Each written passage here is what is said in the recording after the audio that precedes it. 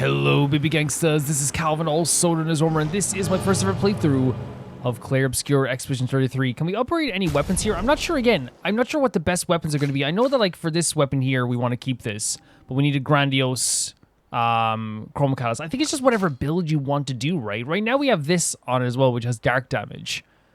But I guess it's it's a particular build. It's a particular build, right? And we have enough to like upgrade some stuff as well. This weapon just seems like it's good to keep right now as a physical weapon, right? The moss on. If you can find, we're gonna be playing through the game some more. If you can find like some other weapons that we like by the the end, we can upgrade them. But right now, I think we're doing really good on damage, so maybe we don't need to upgrade that stuff so much. Expedition resources.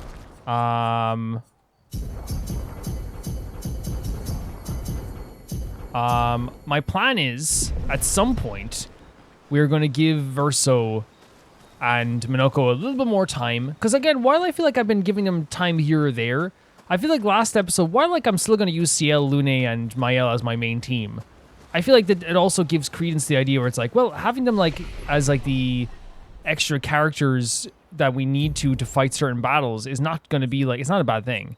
And not that I ever like had anything against them or anything. I hope it never comes across like that. It was more just a case of just like, using the characters that I really was enjoying using, and I actually have no problem like saying that, like, yeah, I enjoy using Ciel, Mael, and Lune the most out of all the characters. They are, to me, the most fun for me. They are so much fun for me. But an argument could be made, right?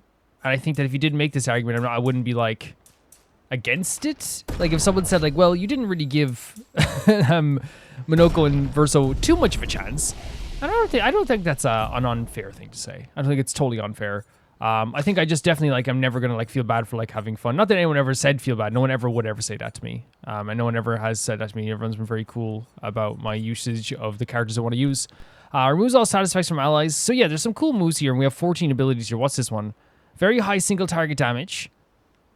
This is the light damage, right? So I wonder if like we should keep going with this. Like the light damage.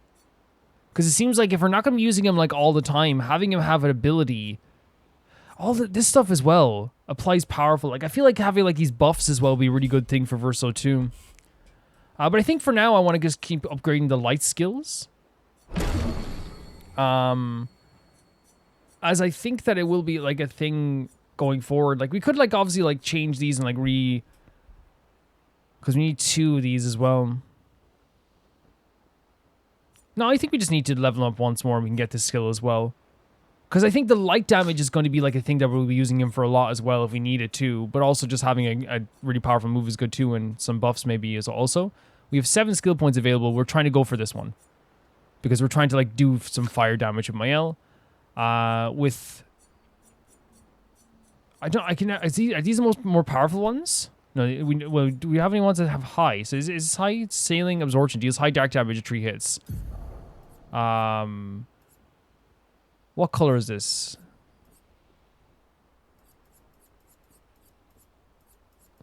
Sapling absorption, sorry. And that's 4 for blue. We don't have a blue one, so actually putting this in here would be a good idea.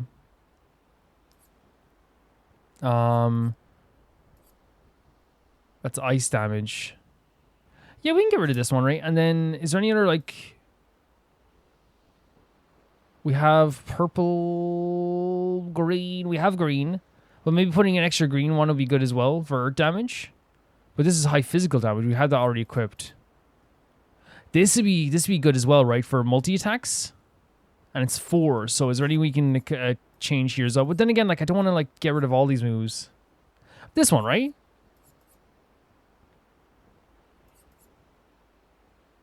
Because this one deals high dark damage. This one deals medium single. Yeah. I think that's good, right? And we'll start leveling up as well. What a joyous occasion. We'll do more of these side stories very soon as well. Let's go to sleep, and we're going to head on to the next location. I truly do love this game so much. It's been such a joy. I talked about last time how like it's so funny. Where did I went here to go to camp. I talked about how last time it's actually very, very funny because we're heading here, which I'm guessing is that big location over there. It's the paintress is such a scary thing to have in the distance all the time. Look at that. She's so scary. I think it's such a good choice to just have her in full view there as well, by the way. But yeah, my perception of like how long a game can take sometimes is good because I've been doing hour-long videos for a long time. But now that I'm at like a point where we're doing like 2 to 3 hour videos sometimes, it feels like my perception is kind of like a little bit off. You know, because I was like, oh, we're nowhere near to finishing this game, but I think like we're closer than we usually would be at part 12 or 13. So we dismount as well.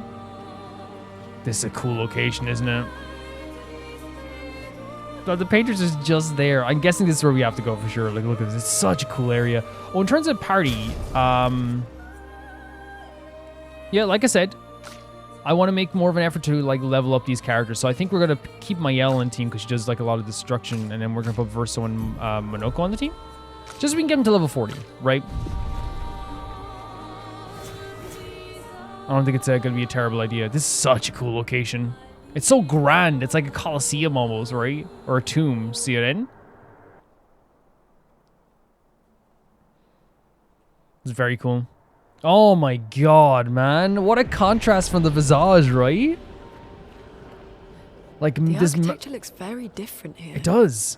This kind of place never existed before the fracture. Wait, for real? It's beautiful. Feels surreal. Did someone create it post-fracture? Like maybe like in terms of like, because it feels kind of like very religious in some ways, or maybe because like there's a statue here, right? That means there's like a monument in some cases. I wonder if like people turn to like building these monuments in these places after the fracture, or what created it? Oh man, what the hell? This place is incredible. This place is incredible. What is that? Oh no, it's a freaking flag. I thought it was a snake. Like the rose petals, or not rose petals, like kind of like leaves in the ground, but where's that falling from? Again, another very ethereal, magical place here. The red leaves in the ground there as well. You know what's so interesting about the air here with the way everything's flowing around the place? It almost feels like all the different fabric has a life of its own. Such a cool location. So this didn't exist before the fracture. This looks, I'm sorry, this like, whoever built this must have been like hundreds and hundreds of years of like labor, or like gods or demons or something. Oh.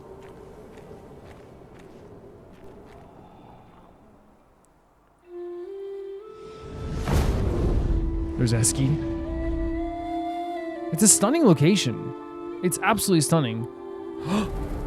What? What? Is she the axon? What is this? Of course, Ciel is already freaking dancing, man. Not good, though. Sirene, she who plays with Did you see Ciel's eyes, though? Something happened to Ciel's eyes. The same thing's happening to Verso. Oh, it's happening to everyone. Like, this is terrifying, but it's like weirdly like magical as well, right? It's terrifying but magical. Like, the music is stunning, but that's just like terrifying. What's going on? They're mesmerized. Oh my god. Wait, no, guys. She's manipulating your emotions. You have to Oh my focus. god. The bell awakening them as well. It's so cool. Be careful. They call her she who plays with wonder. Lune's still But what she a little really lost. does is play with your head. Isn't it interesting Let's move that fast before we all lose our minds. Lune was the one who was like captured the most by the emotions there as well? It's okay. Everyone got caught. Everyone got captured. Everyone got captured by that. And as I said, terrifying, but like weirdly beautiful, like the music and the magic about it. It feels otherworldly, but again, when they're taking over your body, that's when it becomes absolutely terrifying, right? It becomes such a scary visual. And again, the characters themselves look so cool. It reminds me of the enemies we fought last in the area we fought the Scavenger. And I think it probably is like a similar thing.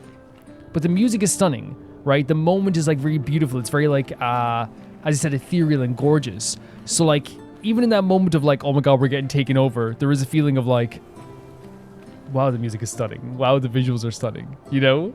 And that's such a great way that Clair Obscur makes you feel. Like, I am terrified, but holy crap, this is kind of beautiful. You know what I mean?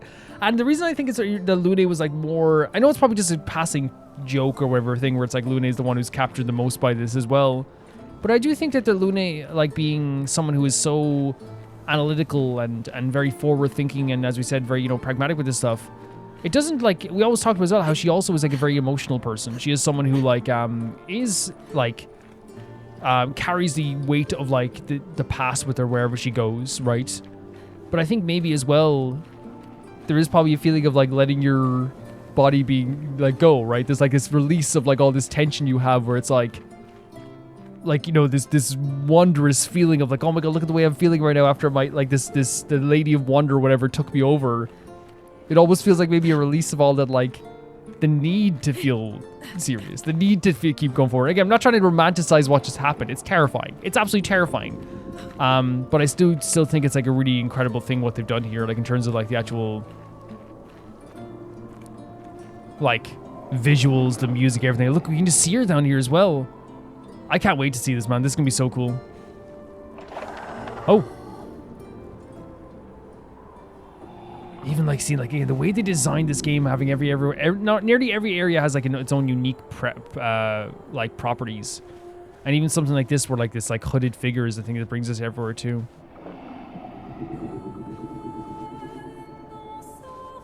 You got gorgeous music as well. Oh, it keeps faking me out wherever I'm going.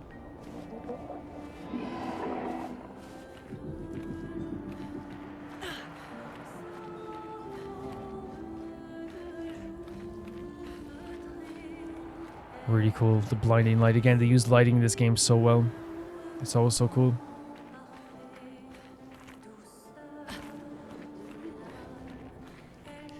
No. Purple? Lumina? Good stuff. Oh, Resplendent. Very cool. Because we're going to need more and more with those later on as well. That's why I'm very weary about upgrading weapons just yet.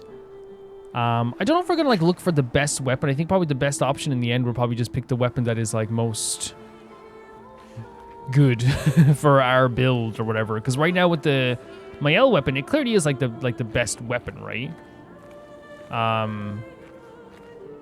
Maybe not the best weapon, but it's one of the best weapons we have. Too long or you'll go insane. I've seen people jumping off a cliff just from looking at her. Oh my god. It is mesmerizing. Yeah, Lune's really mesmerized by you. This dance feels familiar. This is kind of dancing to it in Lumiere. I don't think so. Never seen it. Yeah, this is one of the best visuals ever, and it is something this game does so well. Even like having the painters in distance, having this in distance as well. And I talked about this like so much as well. And again, I never want to say like, you know, like visually this game is one of the most gorgeous games ever. But like again, they used art style to make the game so like graphically beautiful. The game has such a beautiful art style. And we even talked about, I said, the fog. Your mind fills in the rest of the imagination of what that looks like over there, right? Until you get to an area like that, right? So they're able to like have this beautiful fog and this light covering some areas, but it doesn't break any immersion. And because of that, they're able to make a game that's so beautiful and it runs so well. And they made it as a smaller team as well. Like it's so incredible what they've done here. It's like it's actually like feels like I think video games in general are miracles, but like this just feels like a miracle. It's so amazing as well.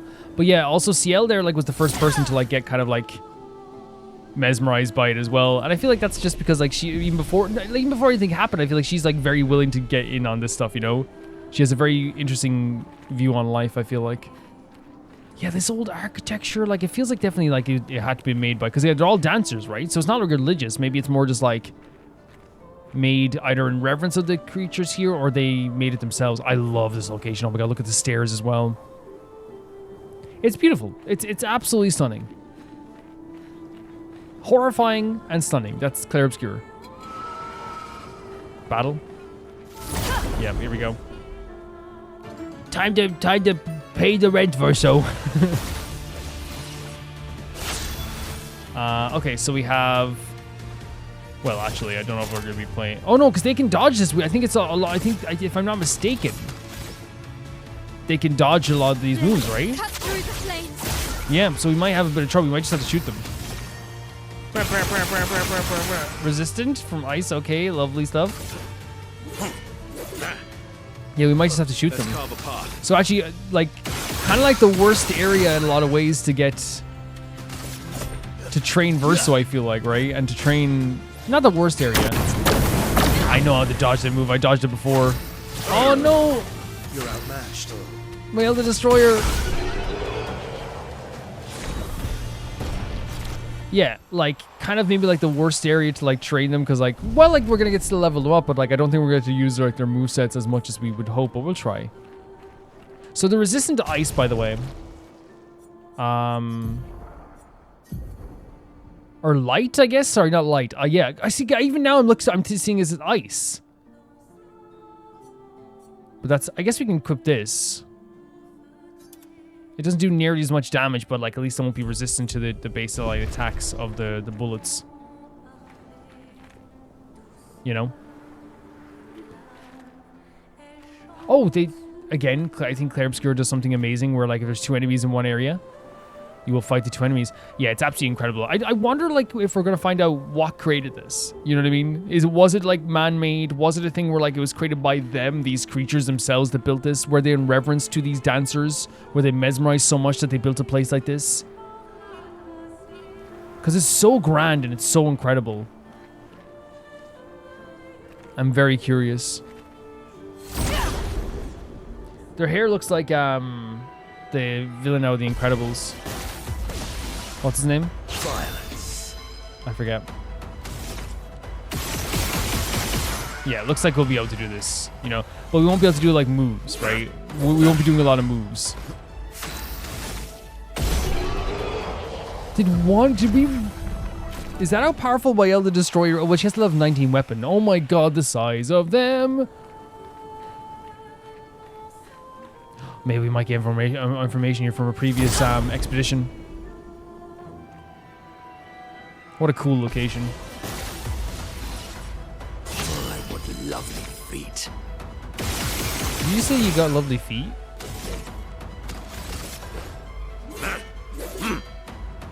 What did you say? What did you say? Oh my god, Mael the Destroyer, man! Mael the Destroyer! The Destroyer of the universe. Guys, you're gonna get the levels. You are gonna get the levels, I'll tell you that much. Yeah, look at them just dancing there as well. They're so incredible.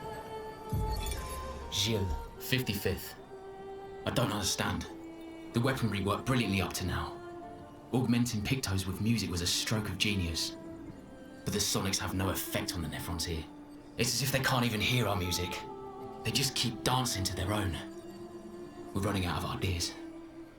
I miss my girls so much it kills me. Oh man. It hurts thinking that I could have been home right now playing music while they dance. Rochelle would have given birth by now. I could be holding my first grandchild. Instead, I'm here. No. No. There's still a chance, and someone has to fight for them. I can't let them down. Drums, maybe that will work. They can't hear our music, but perhaps they will feel it. So, I think this is one of the most beautiful voice journals ever. First of all, I think they're talking about how these creatures here don't listen to them. They're listening to their own music. They can't really be affected by the music that they wanted to make with the Pictos. But what I think is also really interesting is that like the way he relates it to his family. It's very emotional and very sad and like in a very like very well written way where he sees these creatures dancing and he's genuinely like, you know, thinking like it's like, oh, they're not getting affected by this or whatever. They don't think about it. Like, you know, they're not thinking at all about what we're trying to do here. But instead of just being like, oh, these ladies are dancing and it's creepy, what instead he notes is that it reminds him that I could be at home with my girls watching them dance, but I'm here watching these creatures dance, you know? It's such a sad way of looking at it, but I feel like that would give you a lot of perspective on this stuff too. Really, like, guys, you should let Mael go first. I feel like you know, Mael having one-hit kills on these guys is like a good farming technique. I feel like if you just had Mael on her own. But then again, people won't get the levels, right? Yeah, we'll get the boys to level 40. Nice. What have we Splendid. here? Yeah, I love this, by the way. This is one of my favorite things. The idea... Can we warp over here? We can. I want to check what's up here first, because I think that maybe this might be advancement, but you never know in this game. I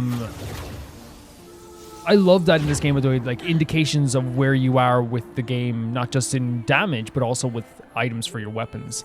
And the way I look at it is usually like with the stuff like, for example, you know, you can fight a boss and be like, okay, we're having an easier time with these harder enemies, right? That's really cool. We can go back to an area where we couldn't go before and defeat an enemy very quickly, right? But I think another great indication of like how far you've come in the game is like now the upgrade materials we're finding are very much to do with resplendent chroma, right? So now we're upgrading our weapon even more than we did before. Oh, I hope I can do this, guys. Yeah. Mael the Destroyer. I keep saying it every single episode, guys, but like we're so lucky Mael decided just to be an adorable What have we here? gal. Imagine she decided to be like a world leader or or a mastermind villain. Everyone's dead. She is the destroyer of worlds. She is good. Oh, it's in our elevator, so I think this might be advancement. Yeah, elevator seems like advancement. Let's check what this area is down here. This to me is like a perfect style area for a later area as well. It's really cool. I might be mistaken in this game, but I noticed like in these episodes, I feel like you level up very fast, right? And it's not a bad thing. I'm not trying to say like, oh, like I hate that we're level. Like I feel like we do level up fast, right? I'm not mistaken in that. And I haven't even done like a lot of side stuff. I say I've done like maybe what, like in terms of side areas, if you include like the areas where you like do fights with the gestrels and stuff like that as well, and like do the carnival areas. Oh, there's another one as well. Which is right, which is wrong? I don't know, man. Let's just keep going this way, I guess, then as well. Oh.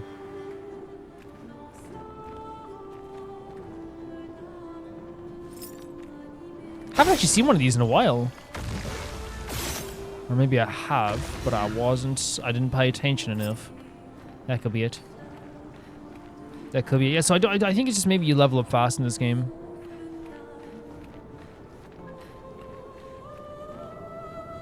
Music is absolutely stunning here as well, isn't it? So stunning. The fact that though, like we're on part 12 of this, or 13 of this playthrough, right? And we're about 35 hours or 30 something hours into the game. This means I think, and maybe you guys would agree. Maybe you guys don't agree. Maybe you guys agree. Maybe you guys don't agree. Well, that will help. Oh, we got new pictos as well. 30% increased damage while having shields, but receiving any damage always remove shields. Yeah. Okay, so what we'll do is right now we're just going through a dungeon. So after this dungeon is finished, we're gonna go through all of our pictos, and we're gonna see exactly what we want to change as well. Yeah, let's just keep going this way. But like, I think it's ultimate proof that the changing of schedules to have less videos in the other time slot, and sometimes, you know, maybe no videos, sometimes 3 videos, sometimes having regular videos, sometimes, you know, having like one shorter video. I think it's led to is us having,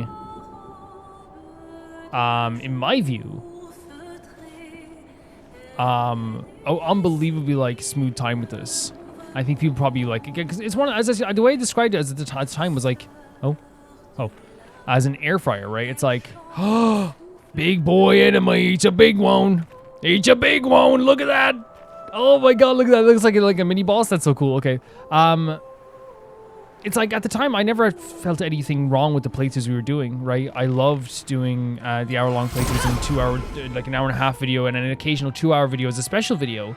I think any playthrough we had in those times, like I had such a good time with, like for example, like Your Turn to Die just recently was so fun for me, and like so was Ace Attorney. But I think that like going through this now, it's like, as I said, like an air fryer. It's like, oh, I didn't know like we kind of maybe needed something, I guess, until we did it. And it's not that it was needed. It was more just like, yeah, this is cool, right? Like, we can play through another, like, say, Ace Attorney Investigations, and there's not even nearly like a pressure. Like in my mind, there's like no, even now, it's like, let's say like tomorrow, Clair Obscur all of a sudden started getting like less people interested in it. It's like, there's no pressure. It's like, yeah, but like, we're already like 30 hours in and we're only on like part 13. It's like, yeah, fine, you know, let's finish it, you know? It's I don't know, I think we made the right choice. I think we did. The fact that there's like no pressure whatsoever, you know? I'm not saying there's pressure with other playthroughs, by the way, as well, because like I want to make clear, like that time slot, this time slot has always worked. It always has. I want to make that clear. I know like people are probably like, wait, why are we talking about this? Maybe you guys are interested or not. Maybe you are not. We are. But this time slot has always been like a time slot that everything has always worked in this time slot for me and for the channel. So it's never like me saying like, oh, that like there was a pressure to playing Exeter, there was a pressure to playing Year to Die. No, they always did like really, really well. Every game in this time slot does well. But in general, it's like there's one of those feelings where it's like there's even less pressure now because it's like even if like tomorrow, as I said, Clair Obscur all of a sudden got half the attention, half the viewership, half the watch time. It's like, yeah, man, we've already dented the hell of this game. We're like, you know, there's no pressure to feel like, oh no, what am I gonna do? It's like, yo, it's fine. It's violence, yes. Because I think I always want to make clear whenever I talk about how like I think 2-hour videos on average instead of 1 hour is a good thing. I always never want to be like, you know, well, what we did before was bad. Because like, no, those playthroughs were so enjoyable. So enjoyable. It's just like now we can give more time to them. That's the way it goes. I think everyone understands anyway. You know? Well, that will help. 10% to shell damage reduction. Okay.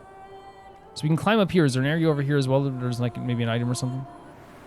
I'm gonna go defeat this boss, then climb up here because I'm wondering, because this is a dead end for sure over here.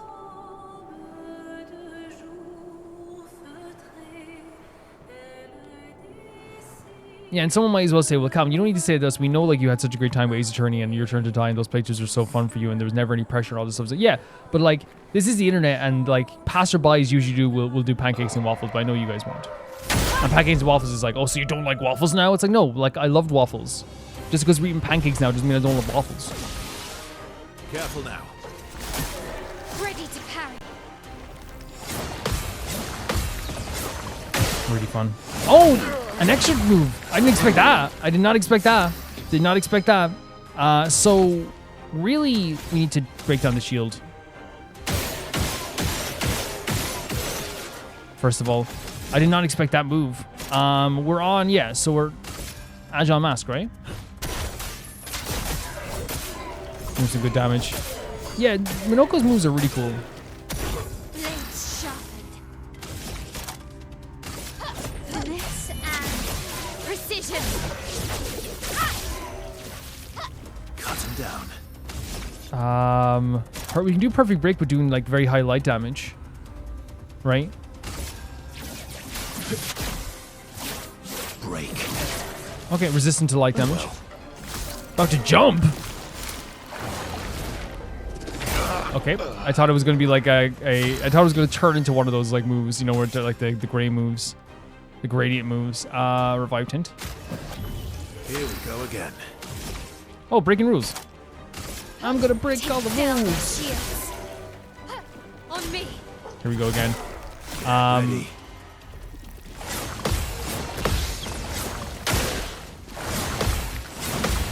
Oh, we can get the last one, but like no, get. Oh. Okay. Great stuff. But still, the shields are up there as well, but it's fine. Honestly, like it just makes sense to get rid of the shields as much as possible before we do anything else. So, what's great is like, yeah, like this is still a great team and still a fun team.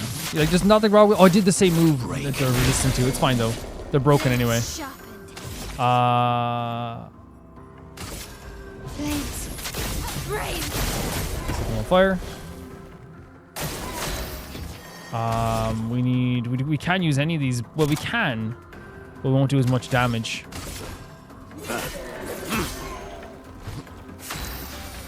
Really, we can do. We can't do any damage here as well. But our base attack is still very good with this move. Yeah, it's still very, very good. Awesome. Yeah. Sierzo. Who's that for? Verso?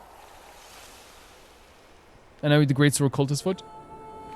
Oh, it's a physical weapon as well, level 14. Actually, I wouldn't mind using that as well. Where's Sierzo?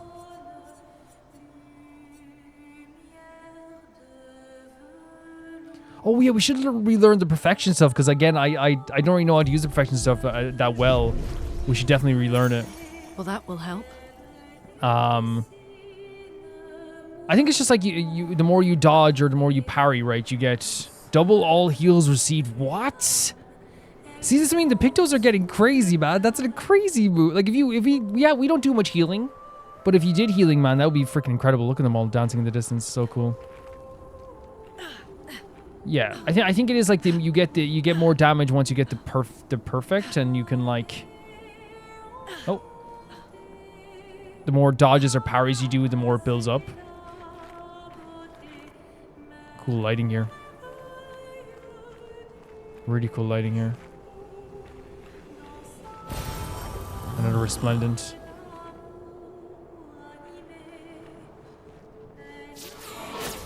And where does this lead to, I wonder? Shortcut? Right under a statue as well.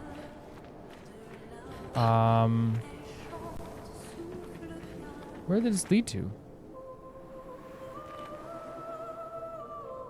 Ah, it's like the opening area. Well, not the opening area, the area we came down from here then. Oh, that's cool. I don't think we need to, we can heal ourselves here and then we don't need to respawn everything, right? We should, however, in terms of like skills, what was the new skill we got? Ballet Charm is another one we got as well, which is deals low single turn damage. Is this the move we just got?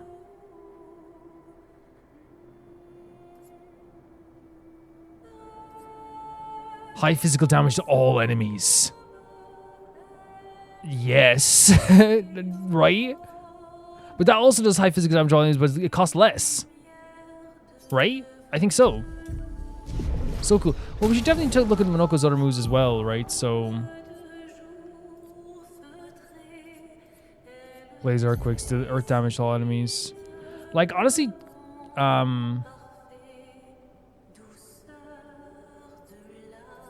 like, legitimately, I think using him as, like, also, like, his buffs is gonna be a good idea, too.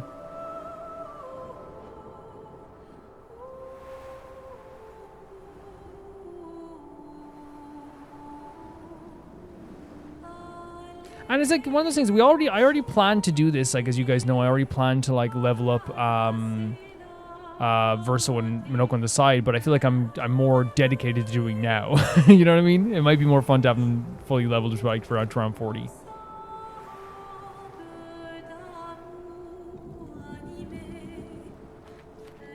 Let's go! Let's go, let's go, let's go! The goat Lune. I think they made this place in honor of Lune, the goat. Lune, it's me, Verso. How did you become the goat? It just happened at birth. Whoa, man. Oh my god, look at this, the smoky area down here as well. Very cool. Again, the floating fabric feels like it's almost like alive. It feels like it's pulsing. Is this Expeditioners or oh no, it's Gestrels. Oh, Gestral made it down here. Oh no, he's alive. The day spent surfing on the dunes. Gone. Whoever built this Colosseum sucks. Wait, so did this area used to be like a dune area or something? Possibly. Man, look at the way like the fabric is shining behind. Look at like the light is shining behind the fabric as well. Such a good. Oh, look at these 3 doors. Always follow your nose. Let's go this way first. Purple means Workle. Purple. There's a shadow there. Oh no, it's the fabric again. Purple means you Workle. Oh, this is one of those creatures. We have to find them. At least we know where it is now. Man, the lighting here with the blue light here as well. Yeah, it's such a stunning area. This is probably one of my favorite areas for sure so far, if not my favorite. Such an interesting location as far as the blue lighting is so interesting. You going this way?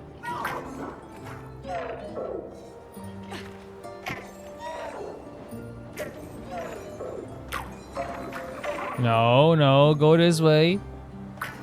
Oh, he won't go down. He won't go down off the rock, which makes sense. Let's just guide him over here.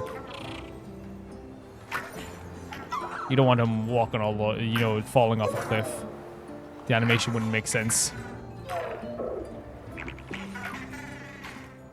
These guys are usually very fun to fight as well. And you get some good stuff from them also. Now you're trapped by Lune the goat.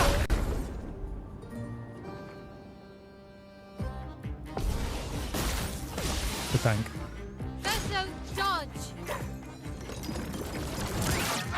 It's been a while since I've countered that. Fleeing 2 turns? Whoa. Time to lead. So we have it on purple. Single target physical damage is the only one we have for purple, and it moves a 3 forward to red.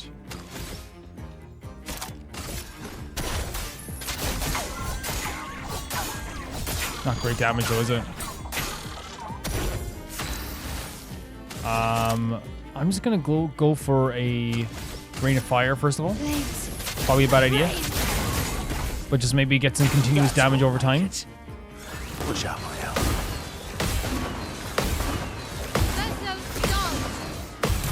We need this. We definitely need that for sure. Oh, so if you do counters, it delays the turn. Okay. Let's have some fun. Very cool. Should we try do a perfect light move? Okay. That's good. That's cool. That's cool. And now we don't have enough to do our red anymore, but we can attack.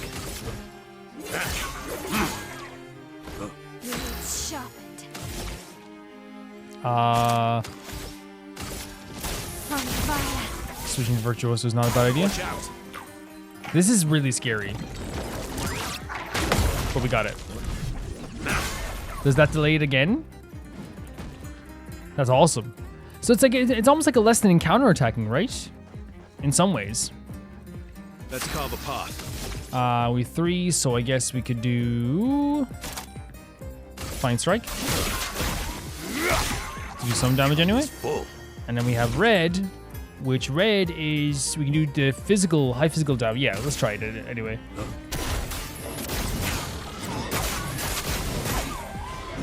And then Mael can just be the destroyer of worlds, ending this up as well with the Thorn Fury.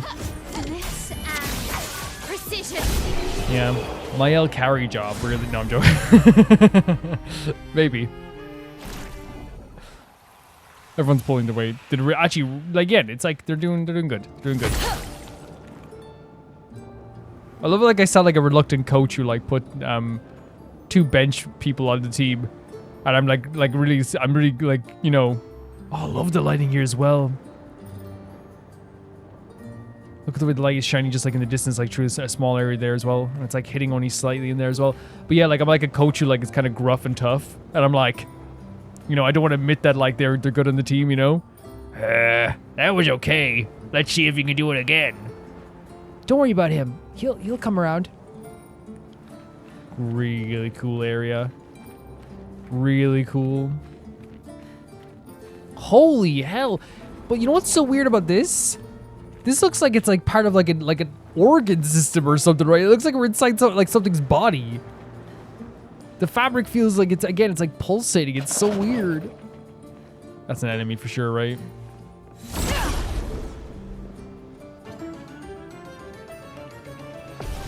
What a superb location, honestly. We probably should have healed. So you have purple to start off with, which is also this one here, but I think I want to equip it in purple move then, I guess, if we can. Are you gonna be? Do we have to shoot you again? Oh no! Oh, you are. Yes, these are all shootable enemies, which means my Elder Destroyer is probably just gonna end this really quickly.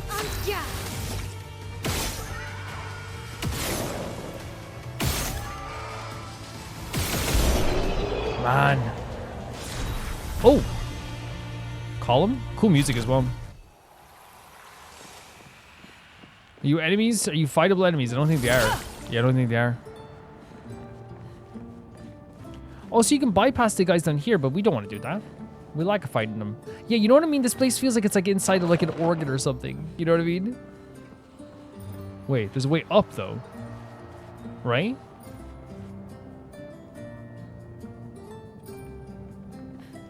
Interesting. Let's try.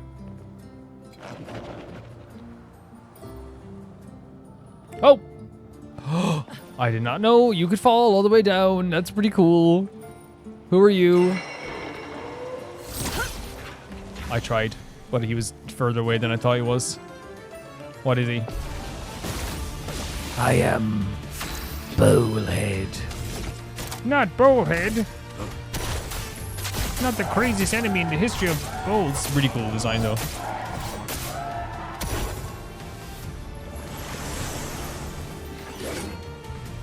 Just try it.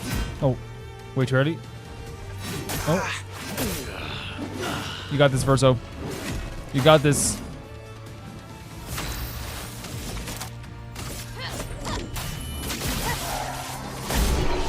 Nailed the destroyer.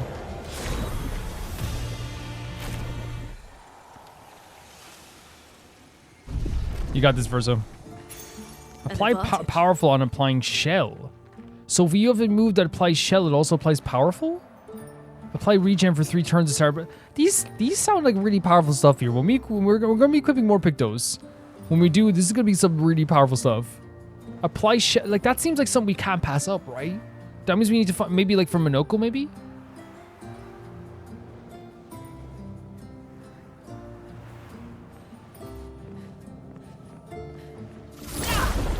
Possibly?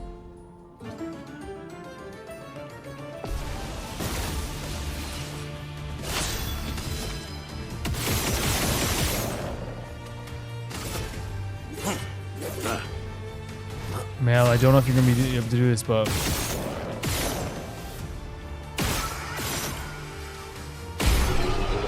I don't know if she'll be able to do it. Mel, the Destroyer. The destroyer of worlds.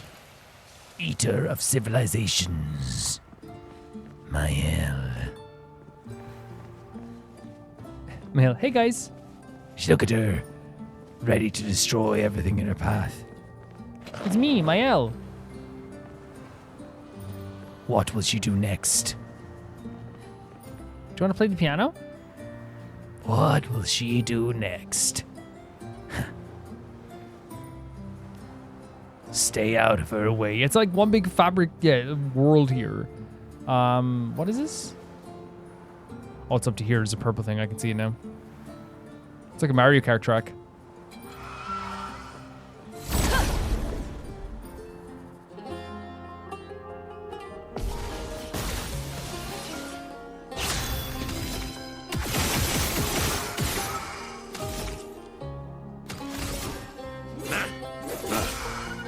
Cool damage.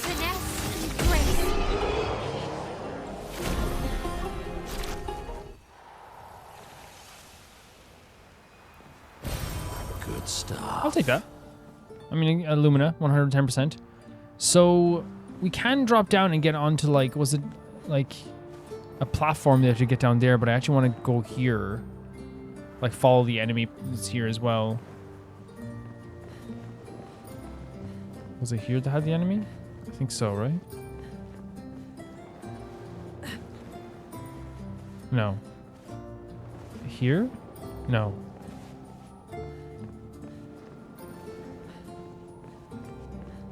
Down here. There we are. Thank God they're parkour demons, these characters. What have we here? We'd be having an issue. Man, just a side note, today's lovely, man, and like have the light shining in here right now. So beautiful. What a day to play Clair Obscur.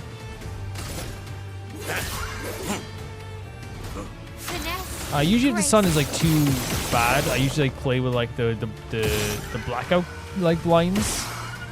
Oh, first time we didn't actually do a male destroyer on this. Versa, you gotta go. I should have shot. That's my bad. Your turn to shot.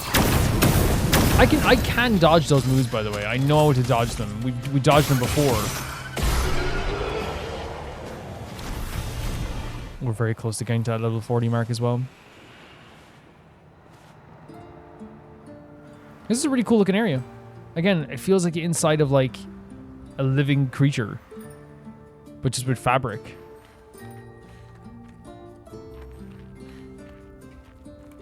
Again, the sense of scale through lighting and fog. It's so impressive. What the hell is that down there, man?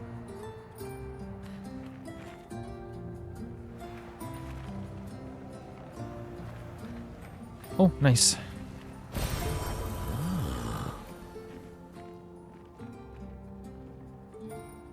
You know what I mean? It does feel like we're inside something, right? Like inside a body, not even just a coliseum. It feels like we're inside some sort of creature.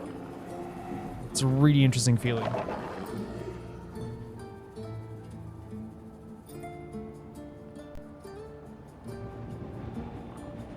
Beautiful, beautiful, beautiful, beautiful, beautiful, beautiful lighting here as well.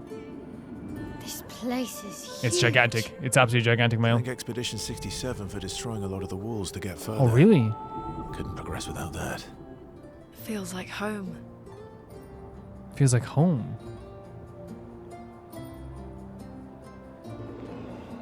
Is that because it's more of a civilized location than we're used to? But like, it's not interesting though. It's like we're learning that like 67. Oh, there's a manor area there. 67 broke through this area.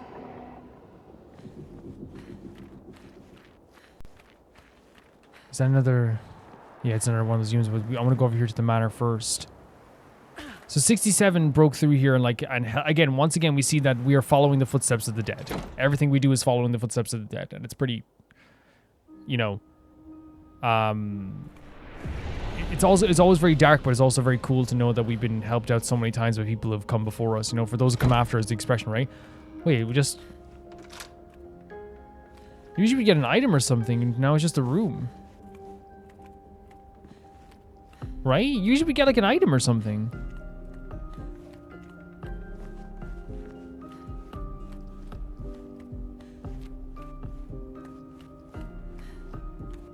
That's interesting.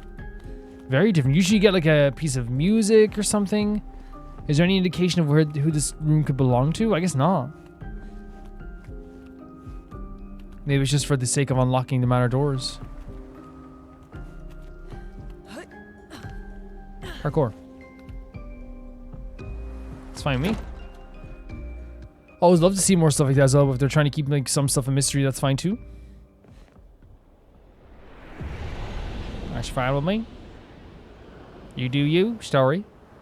Yeah, like, I know what I mean is like, this place is very abstract and it feels like all over the place, but you know what I mean? You ever like see those like movies where like they fall into like the body of a giant creature or something?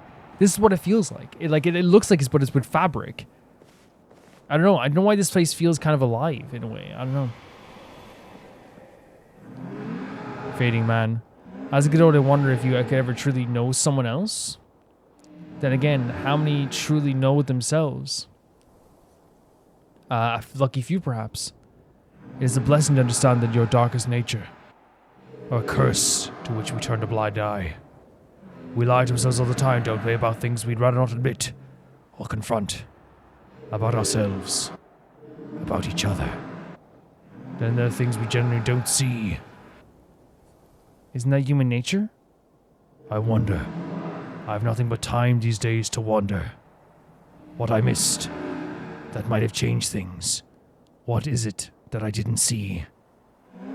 That I couldn't make myself see? It sounds like you have many regrets. When did she start pulling away? The man has gone silent. Interesting. When did she start pulling away? And like it fits with the theme of what happened in the Visage area, right? Which was like having the idea of wearing a mask, lying to yourself, pretending you're someone you're not. In that sense, it's like the idea of not knowing yourself and not understanding yourself. The idea of not knowing yourself can be a blessing in a lot of ways, because then you don't have to face the ugliness that can be inside of yourself. But then also it can be a blessing to know yourself, because then you can confront those things and maybe come to terms with them before it's too late. There's a lesson of regret there from this character, of the idea of like this person pulled away before they realized, exactly, what was happening. And maybe they want to go back and maybe change things. Oh, well, this is my old friend, Bowlhead and Dancer Girl. My favorite Cartoon Network show.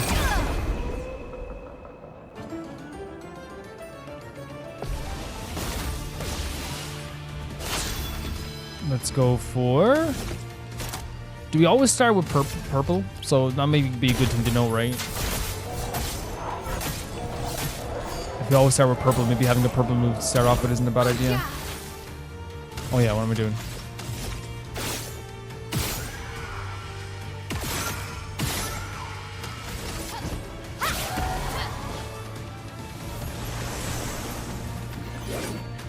Let's carve a path. Oh, I forget not everyone's male the destroyer.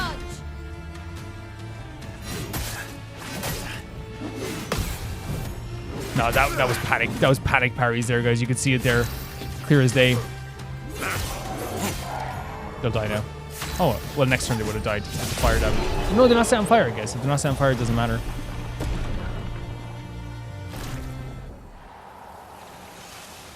One level away for Verso, and then we'll kind of skip back or like turn back and bring back out CL and Lune. But honestly, like I don't think this party is too bad for like Good stuff. on death ally against Shell. That's again, and there's these abilities that like really are like interesting, and that you can definitely do certain combos and like try out different combos. I think I've definitely gone more for like a more simplistic approach for sure. But it's been really fun. We can head up there. But, as always, there's something here as well. Useful.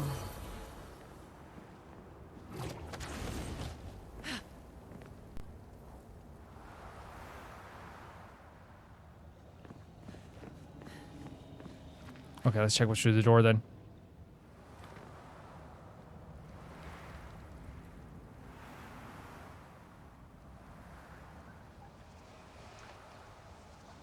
Maybe shortcut? But then again, a shortcut wouldn't be activated yet, would it? Oh, it is a shortcut. No, it's not. This is a whole new area. It's a mime. Very cool. So the other area, we're gonna see what is in the other area, because there's like a different creature down there. It looks like I don't know what you even call it. Love your hair. Sweet taste of battle.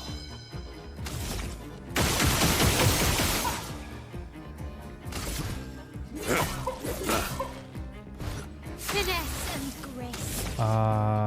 Rain of fire. Flames. Rain. Nice stuff. What is our moves that can break, by the way?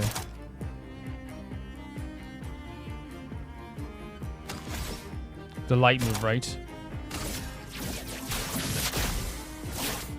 Break. Yeah.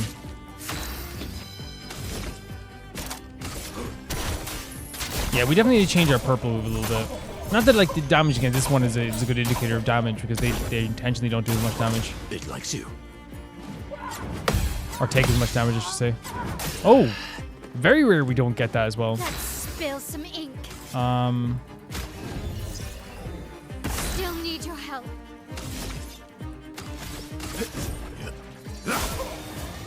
My, what lovely feet. Yeah, so red. He did say what lovely feet.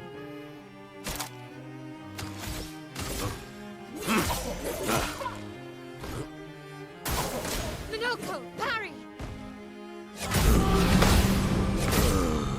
We are out of swords, because that's usually like very grand for us. There's usually not a problem with that.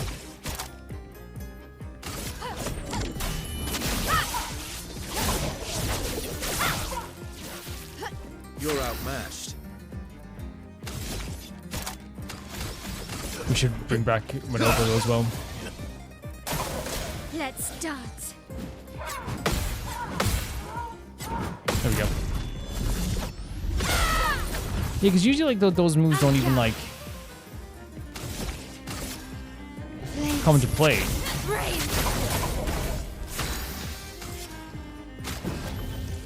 I am Combo? murderous rage.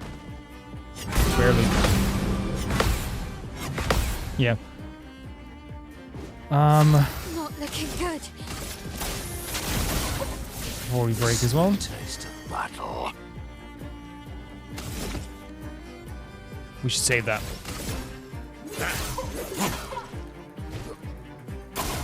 Not impressed.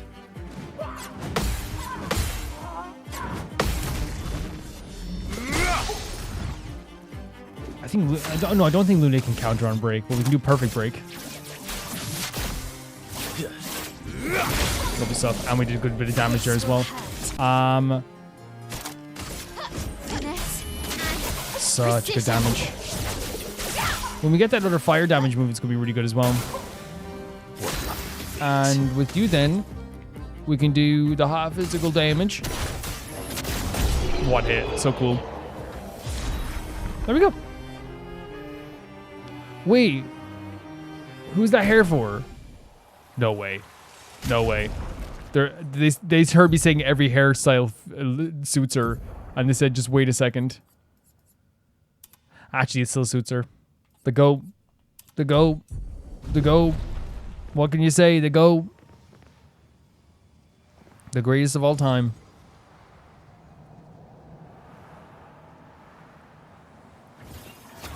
Yeah, I think if like we're about to fight, like I definitely want to do more Picto stuff. I haven't done it in a bit, but I think our Pictos are doing fine right now. So I think what I'm going to do is like at a point, I think in this episode we will do some more Picto stuff. Maybe like before we fight whatever final bosses in this area, maybe. Because it's not that I'm like trying to like avoid doing it, because I actually really like doing it. We barely got that.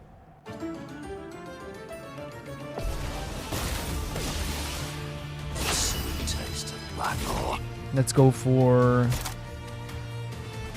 Yeah, I didn't change it yet. That's right. I keep saying I'll change it. But I forget to change it right away. Still good enough damage, I suppose. I'm ready. Blade, cut through the flames. Do we have multi-moves here? I don't think so. So let's go for a... just a Defying Strike, maybe? This will hurt.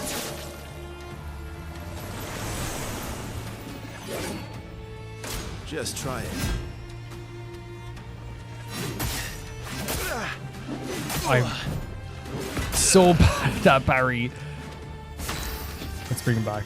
Poor Gustav. Go again. I said Gustav. Oh no. I feel like we could just go for an attack, but I'm just end this. But in terms of a basic attack, but yeah, my L with fire moves is gonna be so sick. It's gonna be so sick, especially when we upgrade more of the fire stuff as well. So let's change his stuff right away. In terms of the purple move. So this here as well. So is there another purple move you can change it to? Maybe like we can do cultist slashes, right? Medium single target, right? That's better. This is high physical damage to all enemies. Did we not already equip this? No, we didn't. Do we start with 7 though? In terms of AP? 1 second here. We might not start with 7. Oh, we totally could though. Energizing start.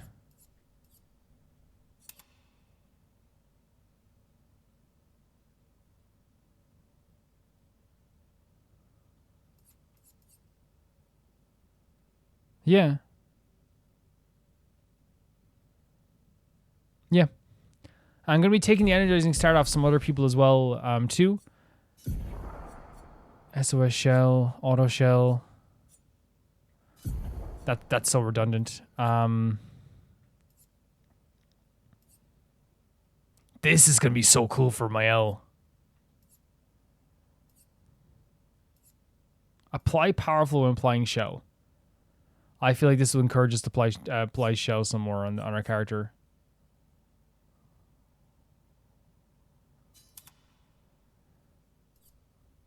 Combo attack. I think that's really good so far. In terms of Versio. What's attack lifesteal again? Recover from on base attack. Yeah, that's I don't think that's that great.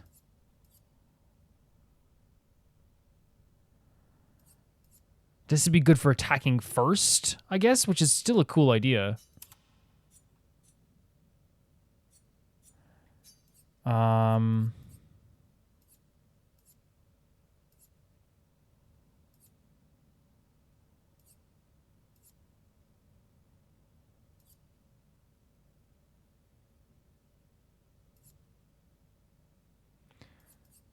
Sure.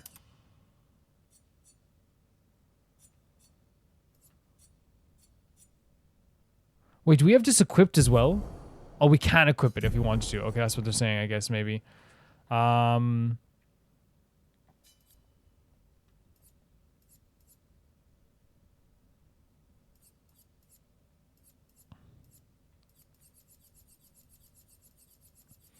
Is there anything else we can equip here that'd be really cool? Sure. And in terms of the Luminas, we have 11. Is there any more energizing starts? There's energizing start 20. Is there anything we equipped that we can like just get rid of?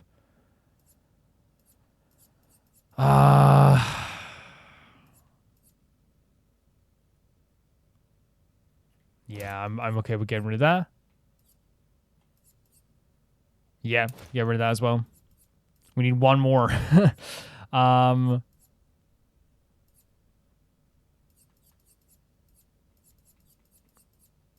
We could get rid of augmented counter and give him energizing start.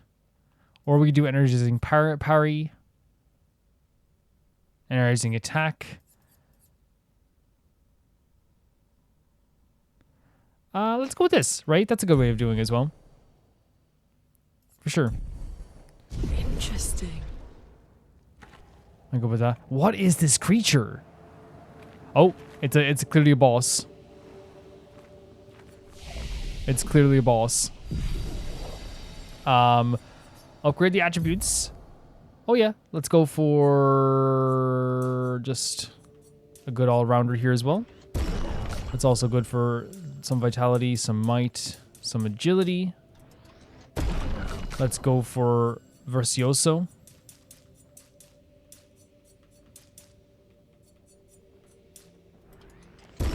Mael the Destroyer.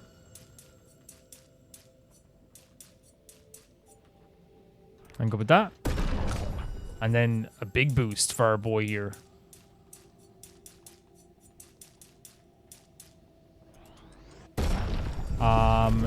Learn skills. Does Mael have enough to learn the skill that we want to learn now? I think she does. Yeah. She's more than enough. So this is deal extreme single fire damage, 3 hits, applies burn. This is exactly what I want to do as well here. So we're gonna change that from this to this, right? Yes. And the reason we're doing that is because Mael's weapon, this, in Virtuoso Stance, every burn is applied is doubled. In Virtuoso Stance, burn deals double damage. So eventually that move is going to be like insane, right? With this weapon. I think Mael is going to be like the destroyer. For sure. Yeah. In terms of like, let's check out other characters picked us for, because again, if this is a boss, it makes sense to like go into stuff as well. I think these are fine. Augmented attack, what's that? So 1 AP on battle start. So base attack damage. When they say base attack damage, does that mean, like, let me see here for a second. If I take this off,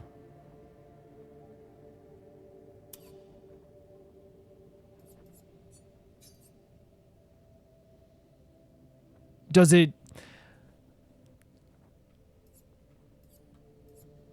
what was, does that mean, it reduces our base, is base attack just mean the regular hit? I think that I'd definitely like to keep that on there as well. Energizing start. We have 16 of these to use as well. Oh, we have, yes, 100%. And then we need 5 as well.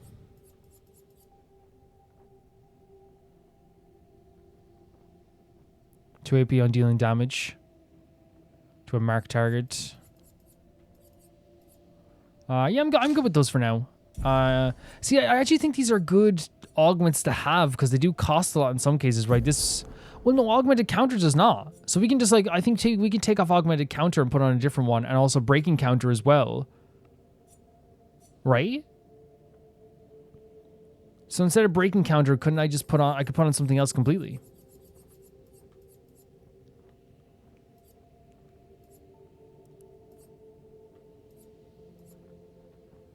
We could, no, okay, 1 second, let's just take a look at this stuff.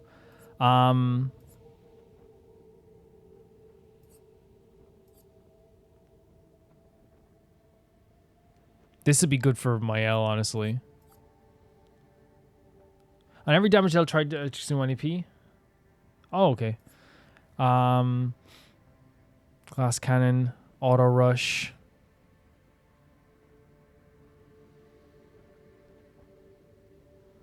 Maybe auto rush.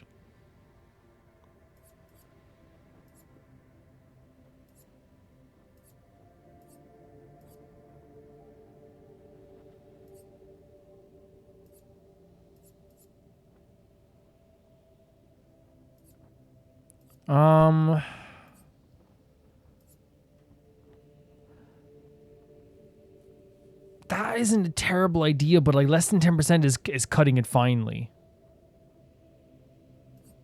Right?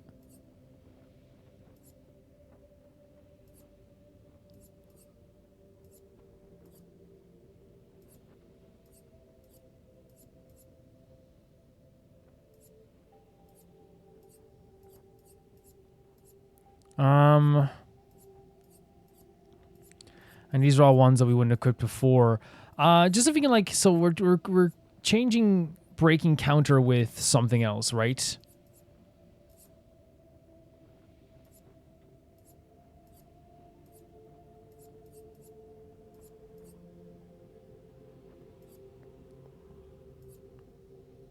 Confident. I thought I could. No, that's 50% less damage. Sorry.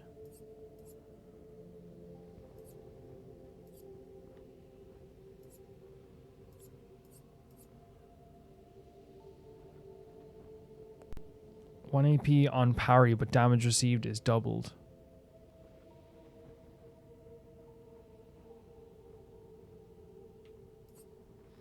It has to be maybe one of these again. We don't have to change it if we can't find something we don't want to use.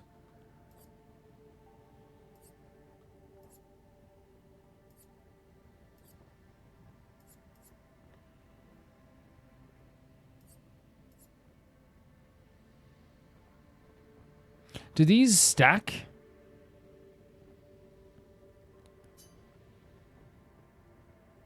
Oh, or yeah, sorry. I didn't even see Verso. I'm taking everything from Verso.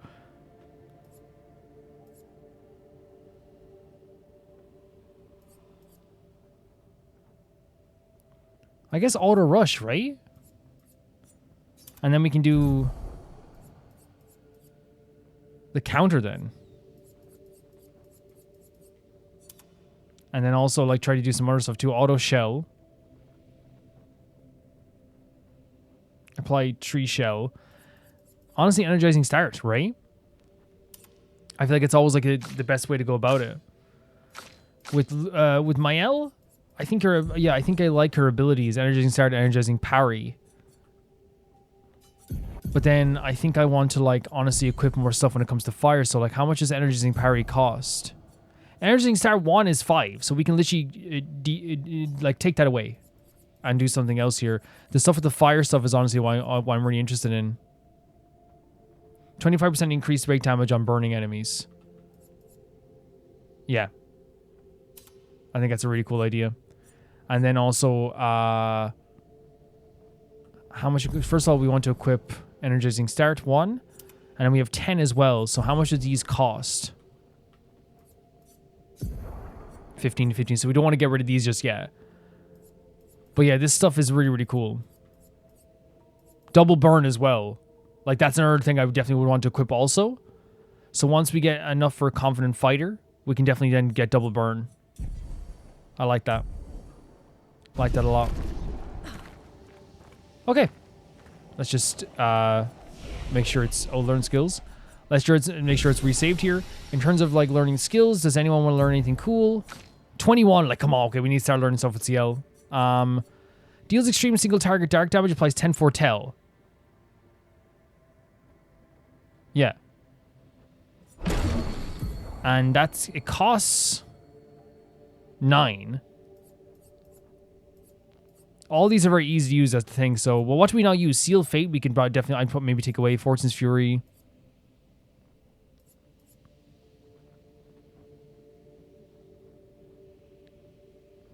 I think we take away Plenty of the Harvest, right? And then we have another one we can unlock as well. Here we have deal extreme damage to all enemies. Here we have focus foretell rush. Deals medium single damage to 6 hits, and that would, like, you know.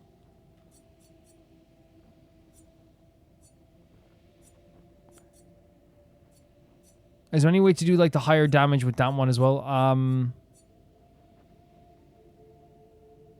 Whoa. Grim Harvest looks really cool. Deals medium single target damage on one hit. And then heals allies by 30% health. That could be really cool.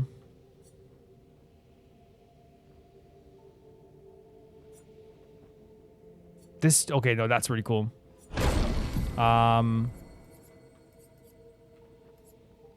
So this one costs 6. I'm pretty sure we can get rid of Phantom Blade. No, that's high single. No, but then we're doing, yeah. So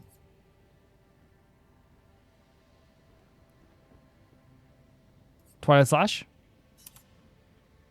I can go with that as well. Okay. Let's go see this boss, because this is going to be a boss, right? Like, if they're giving you a save right beforehand. The Dissia. It works for Sirene. Oh, it's a Dissia. It's like... So he creates all of that for Yeah, it has like sewing needles as well. What a take it cool out. design. It would definitely be an advantage against Sirene. That's so cool. Like, you see the sewing needles, you see like the actual thread in the middle too. That's such an inspired design. Oh my god. Wait, oh, it's... Then everyone does not seem hostile. It sows tirelessly and grows in his work. Attack anyway? It said it's gonna be... I don't know. It said it'll make the boss battle easier with Sirene. I don't know. I kind of like... if it's not attacking, I know, like, we shouldn't feel bad because Sirene's gonna be obviously like something we need to like defeat. But like, look at this thing, man. There's something so cool about it. I don't know. Maybe we're missing out on a really cool fight as well.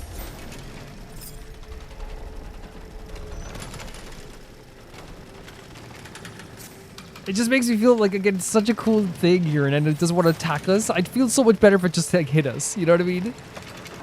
I feel so much better. Should I,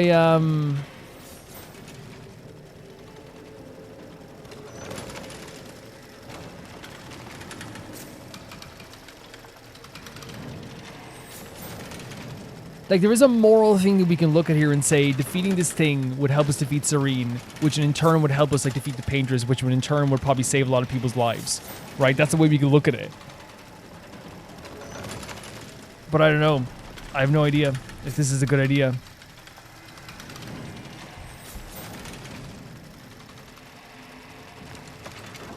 Yeah, I think it's one of those things where like the idea behind it actually like is like it's, you know, in the long run it's gonna help us out and like help. Oh my god, it's such a cool design.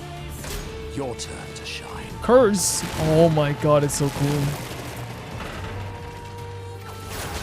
I did a parry, but clearly that wasn't gonna work there as well. Curse is satisfied that kills the character at the end of its duration. Oh Jesus Christ.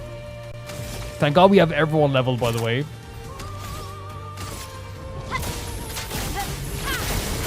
Some really good damage.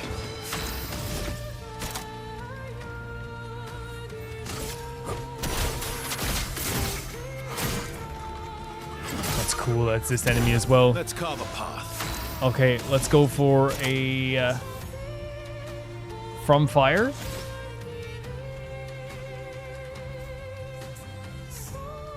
Beautiful music again, isn't it? Absolutely stunning. Its weakness is light, by the way. It likes you. Oh! Nice slap. Finesse and grace. Very nice slap.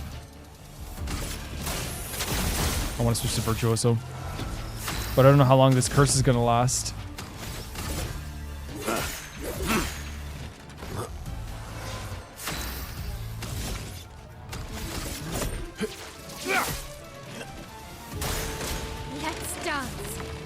Leave some glissandos.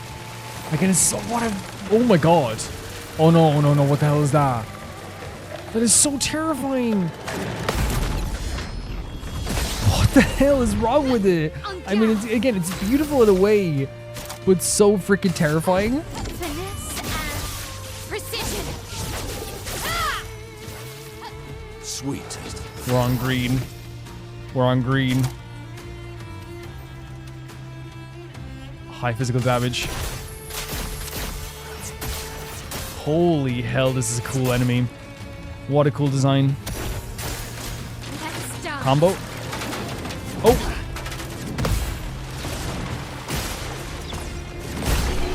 We got it.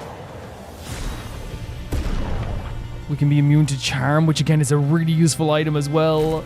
Good job. No other expedition managed that. No other expedition had a Lumina converter. Oh my Yet this god. victory feels hollow. It does. Oh, like cause in my head I kind of thought to myself, like, you know, if we defeat it, in the long run it will help out the journey. By the logic of the visages, it will help us like defeat probably Sirene, the same way that when we defeated the boss, we got to to defeat, or in some way it helped with the fight against.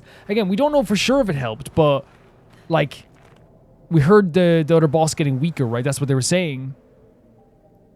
But now, yeah, it does feel hollow. It just feels like I got to see a cool boss battle, but it lasts like 3 seconds, and like I don't feel any good. I don't feel good after it. There's no like satisfaction. There's not an ounce of satisfaction that comes into this. Wait, are we right here? Oh no, there's more to this, but like they are right there. Again, such a super visual. Yeah, I just feel bad. I don't feel. Lune is so correct. It just feels bad. There's no nice feeling to this, so we almost have enough to use this, the extreme fire damage, which looks really freaking cool. Blade, cut through the flames.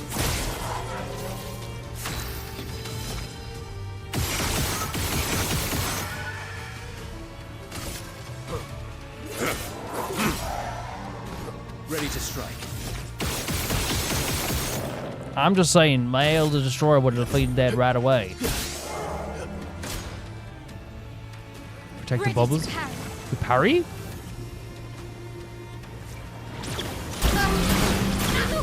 Parry. Jesus Christ, I did not parry that.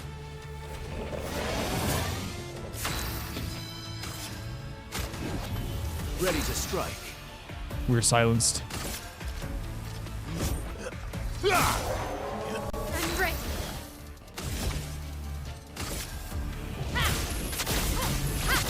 It's good damage there as well. And so dodge. Nice. Yeah. It's just one of those battles that doesn't feel good, right? It does not feel good. It does not feel good whatsoever. Like, I'm not sitting here being like, yay! Look at this, guys. Oh my god. You can see the boss platform, by the way. That's so sick.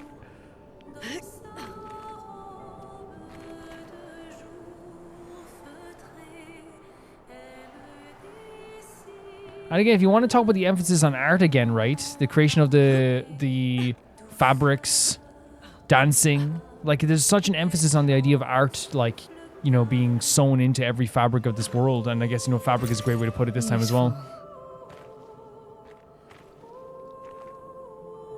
The cool crew is back, by the way.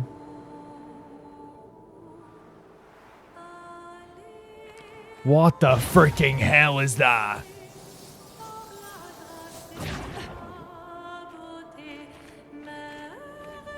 Is this another... Oh, is this another boss?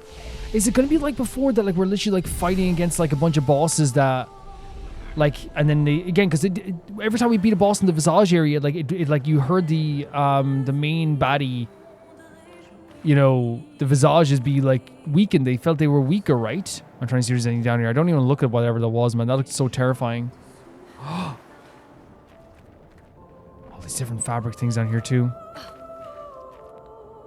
Very, very cool. Is that a climbing thing? It is. Let's go up and fight this, I guess.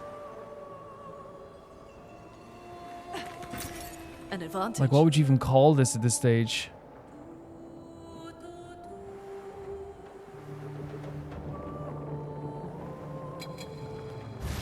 It's just a fight. This time you're not even asking us if you want to fight it.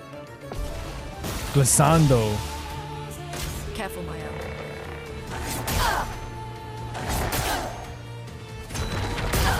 Not good at parrying that anyway. Let's start with a rate of fire. Always good to get a little bit of fire going as well. We need to upgrade her moves as well, right? Definitely, for sure.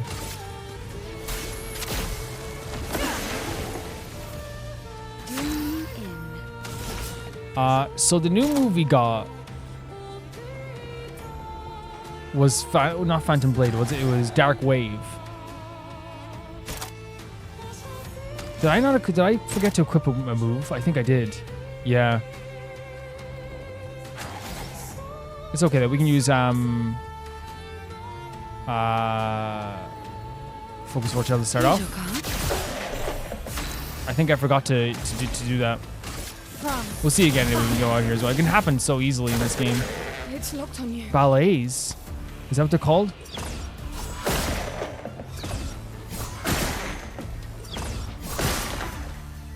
Cool moves. Cool moves.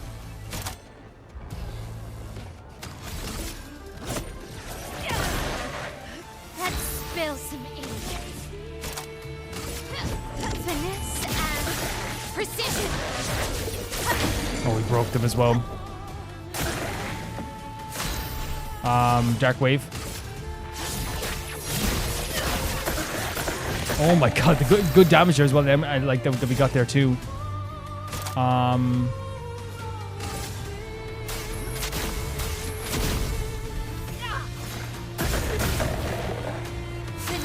and grace.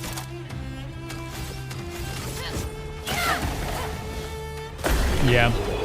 This team's really good as well. What is an outfit? Is that for Lune? This game loves Lune. We all do, but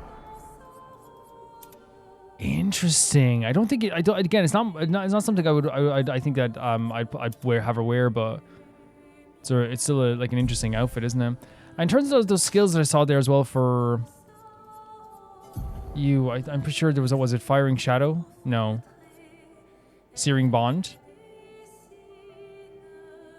Was that what it was? Or is it Twilight Slash? And because Phantom Blade does high, maybe I didn't change that. Maybe there wasn't another move. Maybe I just am getting confused.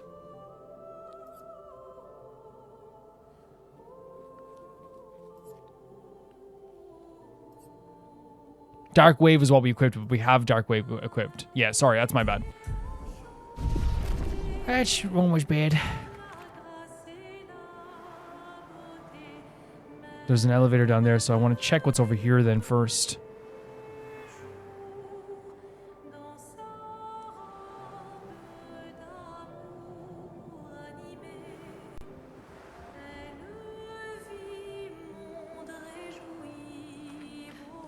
I can see there's an item over there too.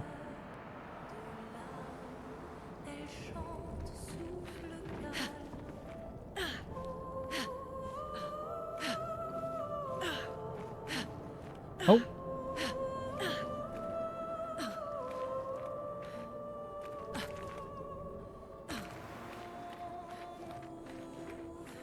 Oh, so where does this lead to?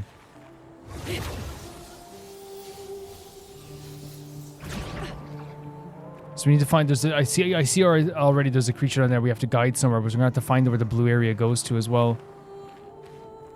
Really good stuff as well.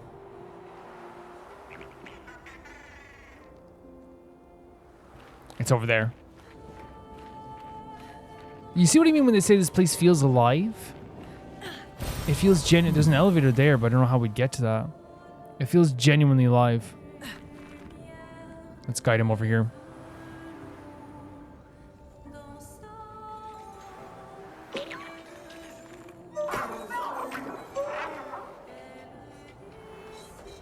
Wait, you can't go up the stairs?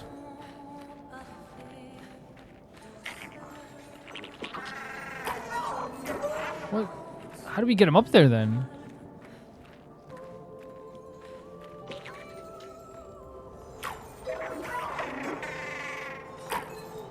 Where else can I guide you?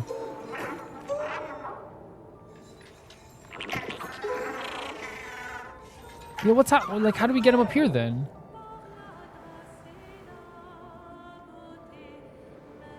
There's a gesture here anyway.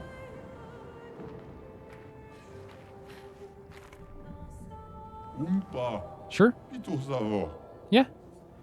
We're gonna fight the merchants as well, but also let's buy some stuff here as well.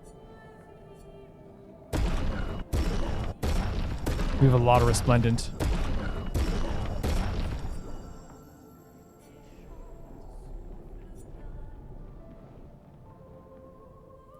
That sounds like it would be good as well, right? We should start applying powerful as well and start getting into that stuff too. So I actually kind of maybe want to get this just in case. Yeah, let's fight the merchant. Let's send in my Elder Destroyer.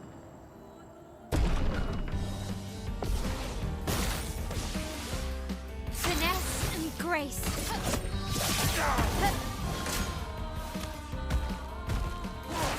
Shell, okay. Blades sharp.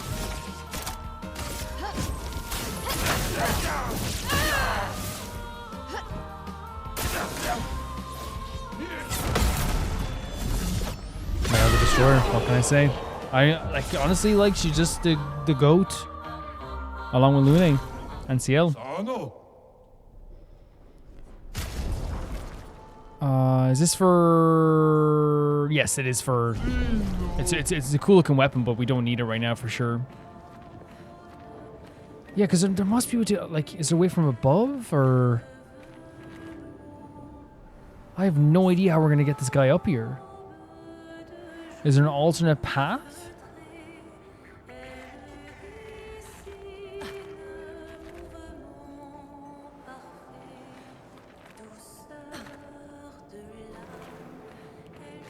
Yeah, I'm not sure at all.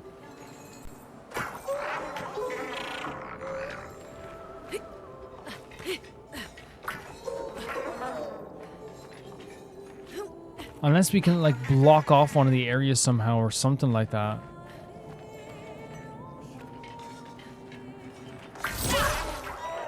I have no earthly idea how to get him up the stairs. Oh, unless there's like a... We should lead him out further back here. And see if there's something we can do over here.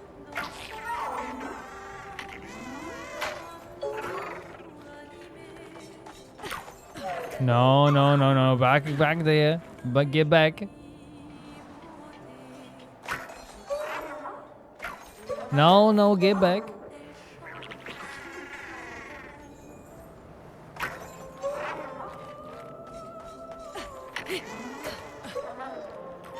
Yeah, because I have no...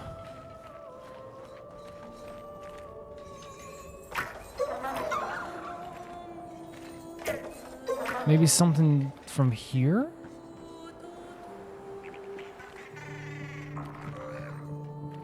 Like, is this more of a direct line up there or something?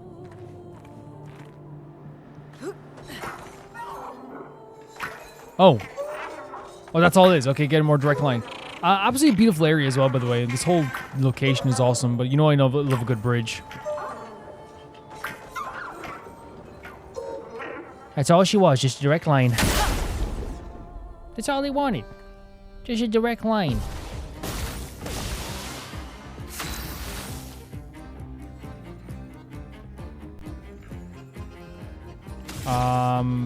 Breaking rules, right? Let us stain them. Lightning dance.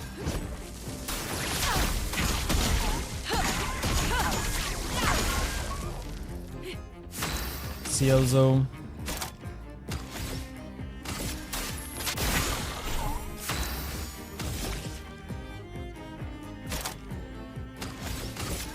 Flames. Brave.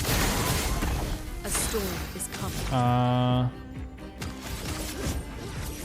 Okay. I mean, that works for as well. Spill some ink. we can just win the battle arena like this. No, you don't. I don't think it's set on fire when they start a move. They do, but now they have a sheet. Lovely.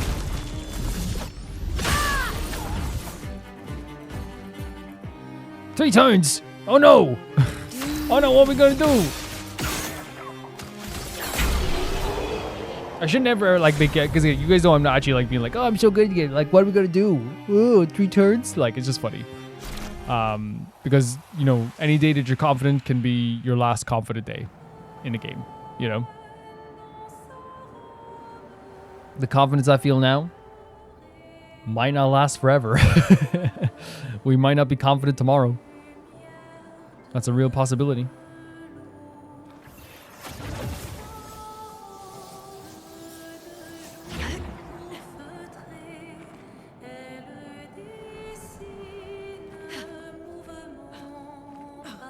Man, even like the fact that like this whole place would have been originally, you see like these little holdings would have originally been up like maybe like across, or maybe they did this on purpose, but they possibly could have. Like attached them to like these certain parts. And again, like we haven't attached, we might have. I wonder if we actually have done that. Or you know what actually probably was? There was a large number of people compared to who actually survived that attack from Renoir.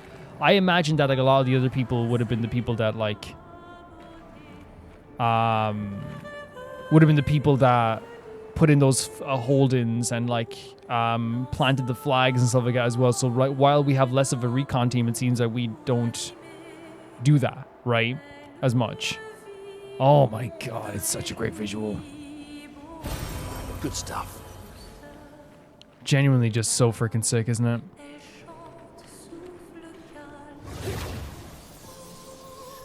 Imposing and terrifying in every single way, right? But I likes it. I like it, okay? I like it. I like it. It's scaring the bejeebies out of me, but I love seeing this gigantic creature just in the distance.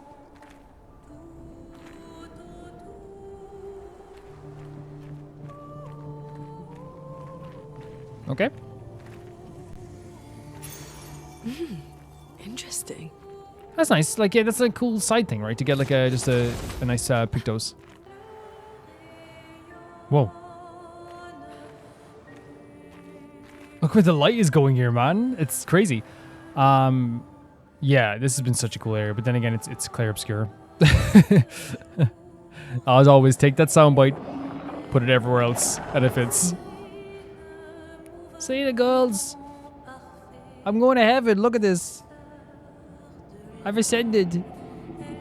See ya, Lude. See ya, Malaya.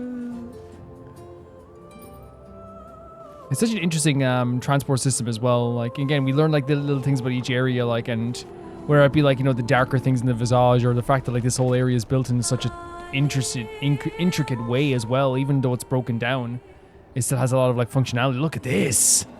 Oh my god. Oh, this messes with my head for some reason. Oh my god.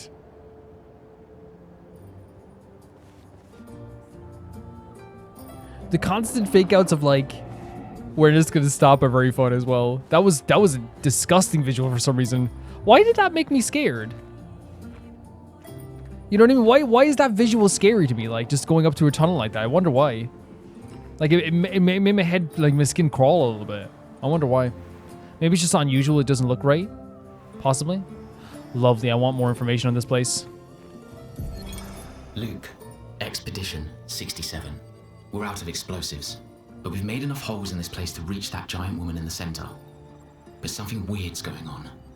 Everyone's been swept up in strange emotions. It both feels like us, but also not like us. Marguerite reckons we're feeling the overflow from that giant woman's feelings. No. Empathic distress, I think she called it. Like her mind is flooding the area with her thoughts and feelings. Maybe we'll just stay here and... Oh no, they're gonna take it enjoy over. the But I was melody. saying, oh no, because like, is this what the song that's being sung here by the Sirene? If it is like it is like distress and sad emotions, I wonder again if it's like one of those things where like there's a lot of pain going on in the heart of Sirene, and it's being expressed through the song and felt through like empathy through everyone else. which means that this character could be in distress, right? Could be, which to me makes it even more like sad if this is the case.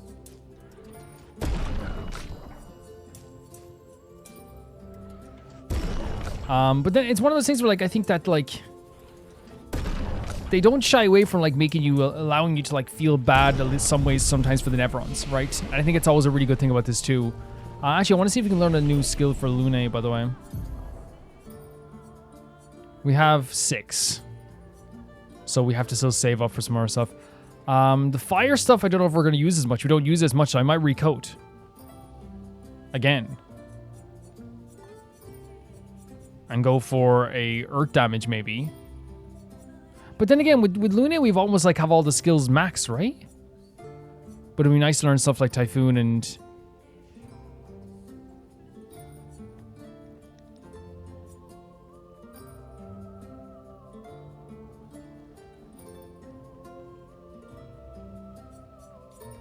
Now let's keep going with what we have. I think we're not doing bad.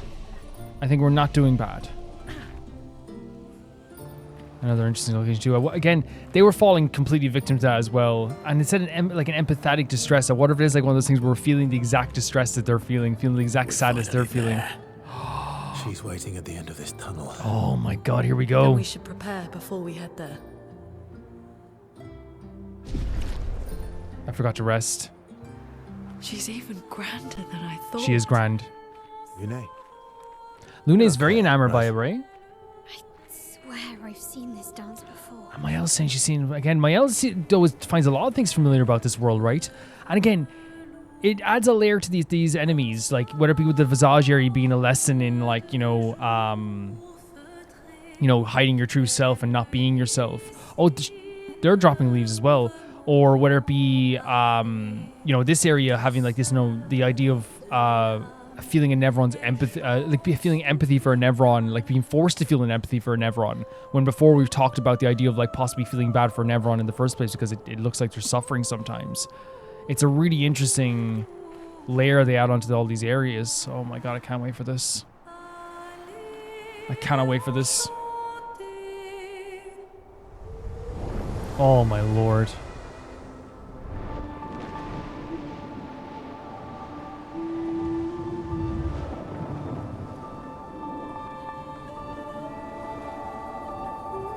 Lune is enamored. And again, that curiosity also too, right? That draws her to it also. As you would be. It's scary, it's dark, but there's a beautiful edge to it. There's an emotion to it. Lune is ready to look over this there too.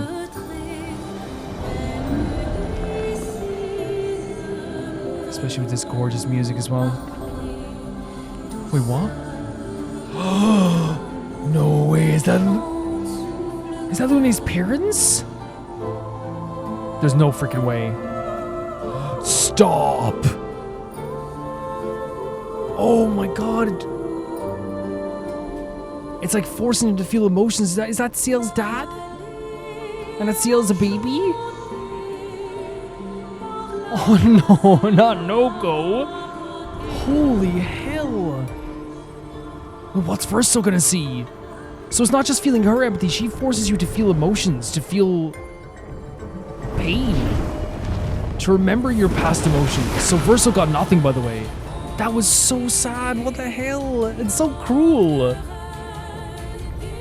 That was cruel. Now you could say maybe they wanted us to feel like the emotion. Oh my god, look at this. No, Verso's angry. Verso's pissed. What a powerful scene. You could say that it wants us to feel those emotions, right? So it's actually like kind of vague whether it's like good or bad, right? You know what I mean? It feels very vague whether like they had good intentions or bad intentions. I would say like more leaning into bad intentions because it's almost trying to placate us, and when I realized Verso wasn't being placated, and again, what could you give to Verso? Verso's left that life behind in a lot of ways. Or could you say Verso's family is still alive? You know? Beautiful music. I love the strumming there as well. And into but the music is so heavenly. But Lune saw her parents. Ciel saw her dad. Mael saw Gustav. Poor Minoko saw Noko. I'm gonna cry. That killed me more than anything for some reason.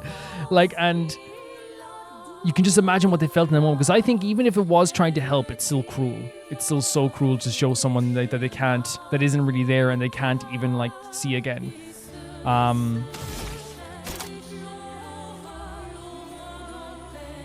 Applies 5 burn. Let's try this.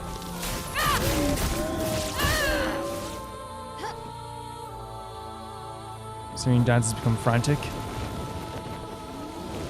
Look at the way the changing settings here as well.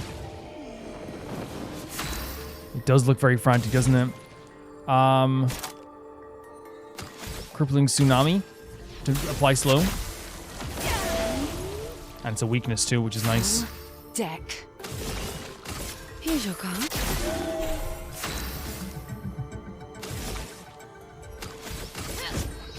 Still good damage, even if it didn't do amazing. Let's dance. Holy freaking hell. Holy freaking hell, man. This setting is incredible. The 5 was a ballet. Oh. Oh, no, you can tell I'm panicking. We got that one. You can tell him definitely, again, the panic comes in. No. No, she's charmed. No! No, no, no, no, no, no, no, no, no. What the hell?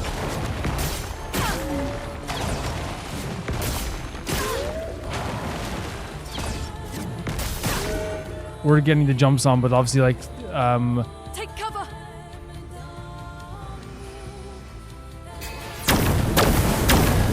what can we do? It's over. Yeah, our reserve team's coming in. Reserve team's coming in. Yep. There's nothing we can do in that moment there. Will we get a turn? Who knows?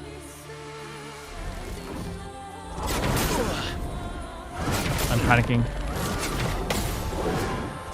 Panic again ensues. So you can see, I'm pressing the button where that we need to. Can I get one turn? Just like one turn.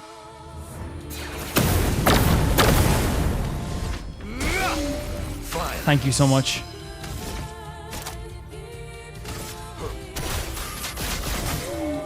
We can still do this. Cut him down. But holy freaking hell, guys. Watch this, it's gonna absorb it or something. Oh no, we broke him.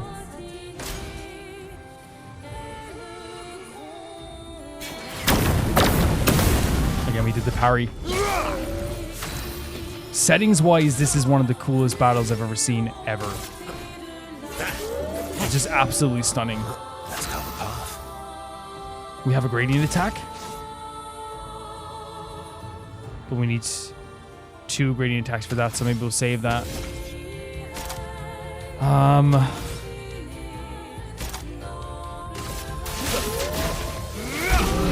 So we're doing the final act begins. Like it's doing a full-on play here. Oh, what are you doing? What are we doing? What are you doing? And they're all coming out of there as well. Again, settings-wise, like the actual visual of this place is absolutely incredible. We jumped too early?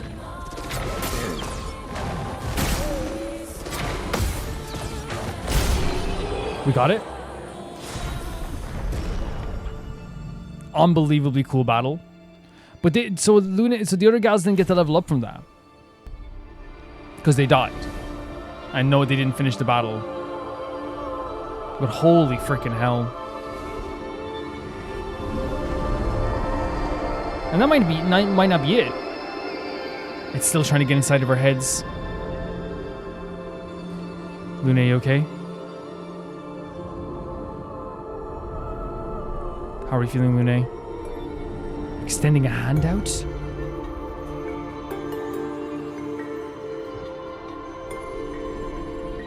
Almost beckoning Lune forward, right?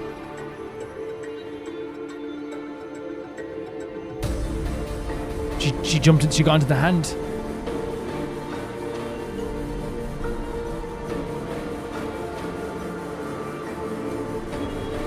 Oh no, what is happening? Wait, is Lune? Lune. What is Lune doing? This epic music? Did Lune attacked? I think Lune attacked. Yeah. Lune delivered the final blow. Oh my god.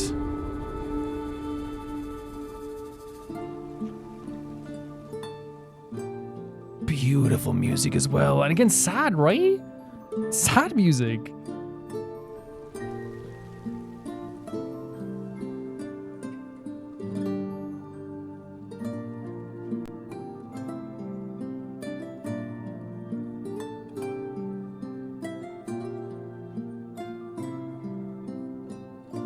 Incredible stuff. And then look at this as well. Sparkling in the air. What a freaking like again, it's one of those things where like I think the battle of itself was fine because obviously we have good level characters, but the setting was absolutely insane. The setting was beautiful.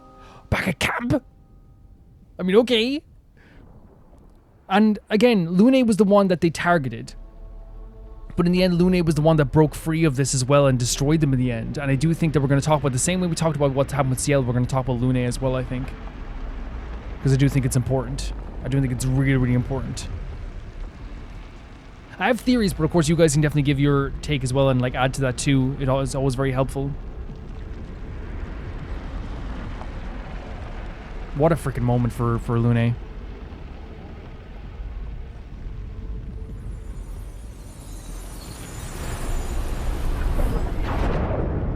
Oh, more of these visions again.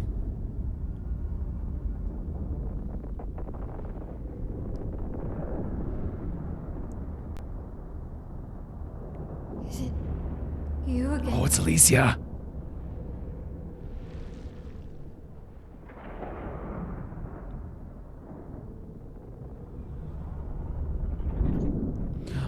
Oh, that was the lady from earlier. Oh, that's so sad that Mayla has to feel it over and over again. Well, What did you see this time? I don't know. Oh, a woman. It was. Why do I keep seeing things? You can imagine how frustrating and painful that is. Who are you? And she's asking that question after she just saw that lady as well who has a similar face, right? A similar visual.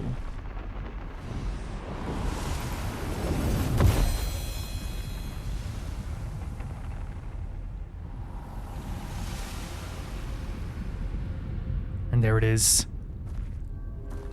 Oh man, this whole episode.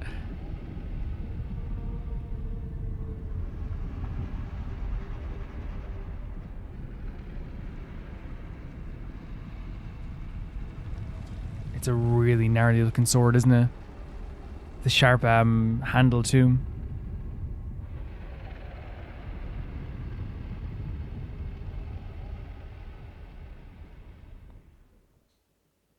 Wow. And again, it's like one of those things where, yeah, we just go back to camp. Barrier breaker required. And who equips that? You can now face the painters at the monolith. What? And it's for Mael. So, I had an idea in my head there that it might not be the idea that it is cruelty. What happened? Like, because I was thinking, oh, is it cruelty, or is they actually think they're trying to help in terms of that creature, Sirene? I now think it's cruelty. I now think that they are like manipulating. I think that the distress that they're saying is that like it wasn't a distress in terms of like trying to make you feel empathy for them. I think it was distress in. And I have two theories, right? I think Sirene either tries to make you feel terrible, like her, right? That she feels now and tries to make you feel these intense emotions. But it's very clear she was trying to draw Lune into her. So I wonder if also she showed the vision of our family members and the people that we loved in order to, like, entice someone to them. Because that's why she was lifting Lune up to her face. She was going to do something, right? And I wonder if, like, that's what she wanted. I wonder if it's a combination of, because I thought it was maybe just trying to make you feel the distress that she feels, which could possibly be a 2, but I wonder if it is like a thing. It's like, okay, to get Lune more. And again, she saw Lune was the most attached. She saw Lune was there. And to think of why Lune would be the one that she would target to entice and to bring forward and do whatever she wanted to do in that moment. I was thinking about it there for a split second. And as this cutscene was happening, the beautiful cutscene at the end there, my thought process actually is that I think that because when Lune lost her parents, she hid herself away and didn't allow for... Actually, we should probably, like, this would be like ending discussion as well, right? Makes sense. So let's just do this as an ending discussion.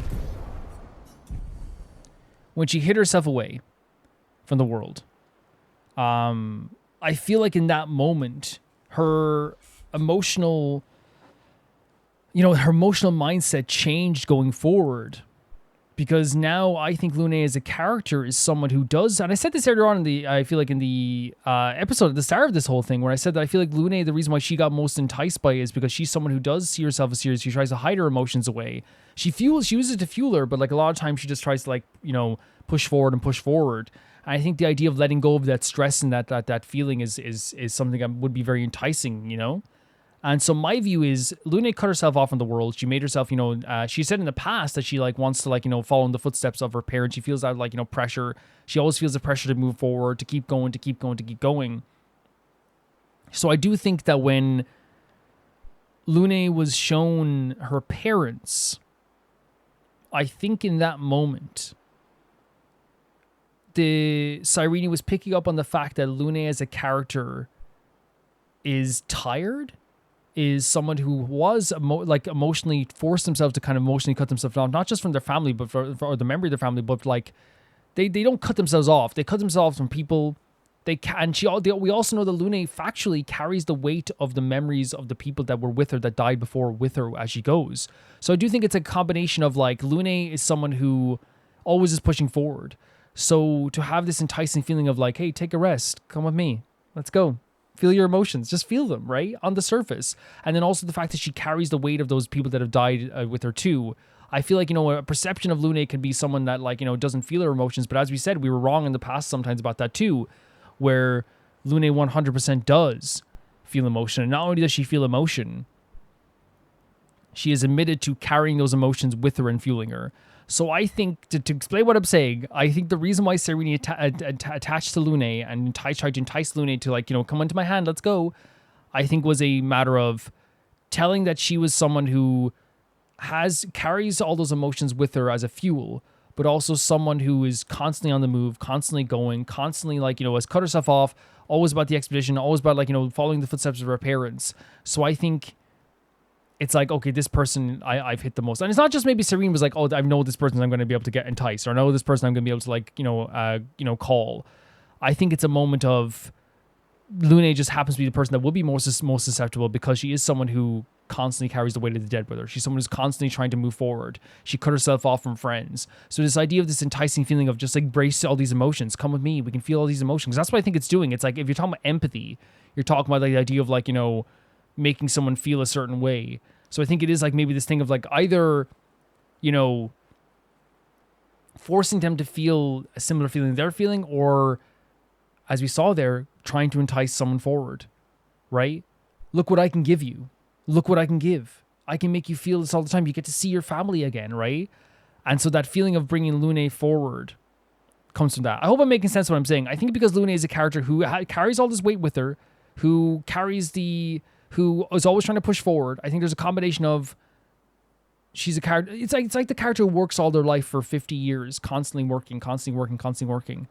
And then they don't have the avenue to stop working, but then someone offers an enticing offer to come to Costa Rica and retire. You know what I mean? And it's all of a sudden their body feels lighter. All of a sudden those emotions of all the years, because they didn't think about it, maybe not think about it, but they didn't when you're pushing forward, it's hard to feel that you're pushing forward. So maybe in that moment, it is a thing of oh man, this feeling of just feeling all my emotions on the surface. And then also I think at the same time too, she carries so much emotion with her and fuels that emotion with her that like she's also maybe more susceptible to, you know, feeling the weight of the dead, if that makes sense. I mean, I hope I'm making sense, right? It's like, that's what the combo is.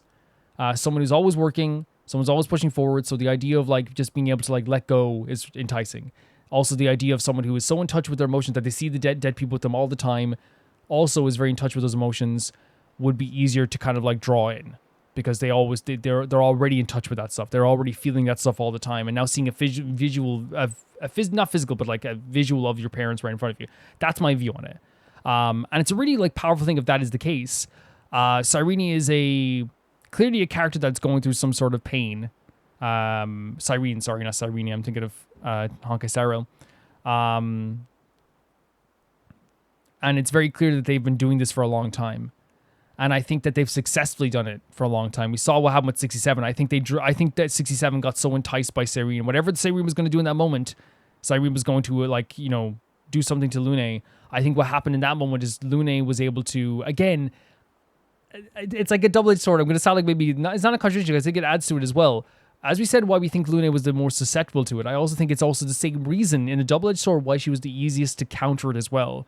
Because she's someone who's so in touch with her emotions, in that moment when she stared Sirene in the face, I think she had this feeling of like, I can't bring these people back. I know I can't bring these people back. I know my parents are gone. Because she's always in touch with that. So there was a momentary thing of like, oh my God, this is beautiful, right? This is like, I get to feel these emotions. I'm seeing them right in front of me. But then I think Lune is also more susceptible to understanding in the end, this isn't real, right? I felt these emotions all the time. I'm so in touch with these emotions all the time. I carry this with me all the time. So yeah, that's the double-edged sword. I think she's more susceptible because she is so close to the dead. But I think also she's, at the same time, in the end, she was able to break out of it because she's like, yeah, but I know what this feels like. I know what's real. I know what's not real. I know what's with me. I know what's not with me. I know my family would never entice me into doing this. I think that's what the feeling is from Lune as well. But yeah, successfully did that to 67. That's what I'm thinking. There was a successful taking over of 67's emotions. And they said it was like empathy, right? And I think that like the reason I don't think empathy, because I got caught on that word because I felt like maybe like it was like Sirene is hurt or Sirene is in, and they could still be hurt, but I think it is very vindictive. I think it is trying to draw people in. I think it's like almost like, you know, like an old siren song type thing, you know, where it is so beautiful and so enticing. And how could it not be, right? And what happened there in that battle, and from my perspective, when she was like enticing everybody into it, and Verso didn't get enticed by it. Verso didn't in the end, because I think Verso. It's not, first of all, his family is technically still around, right? At least he's still around. Renwar's still around. Who's she going to show to him? Maybe like the dead people on the other expeditions. He's not as close to those people as he would be his family. Who's she going to show to Verso, right? You could argue like, because his best friend is here in Monoko. His family's still alive. The people here who he's gotten to know are still alive. I'm not saying he hasn't felt pain. I want to make this clear. Verso has felt pain. Verso has felt so much pain. He's buried so many people. This is factual. But I think that it's either Cyrese got angry because they were like, why isn't this working on Verso? And I think it's because Verso, again, they're a close family. If Sirene's looking for close family, there's not really someone there. But then also at the same time, too, I wonder if Verso's, you know, like exhaustion from burying people and all this stuff, too. I wonder in that moment, could Sirene just not really pick someone who could be an individual where she could show up here? Couldn't get into his mind and pick someone like whose family, who's this or whatever. So Verso kind of just like held firm, which kind of like made Sirene kind of like, okay, I got to get rid of this guy if I want to entice these people. That's, again, maybe I'm like going like, you know, so far off with like, you know, putting words into Sirene's mouth. You know what I mean? And then Sirene said, I hate you. All right, I hate you, and you should never come back. You know, like, but I just it's my interpretation and my idea of what could have happened here. It's a beautiful place. And I think that, you know, the person that was sewing all the stuff for Sirene as well, I think that maybe they were creating a world for a character that was hurt. It was like maybe they felt like a need to create a beautiful world for this this person that was going through something so horrible. I wonder if that was genuinely the case. But like, I think it's also one of those things that like you never can really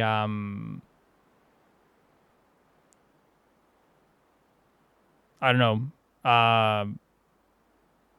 You can never really know if that's the truth, I guess.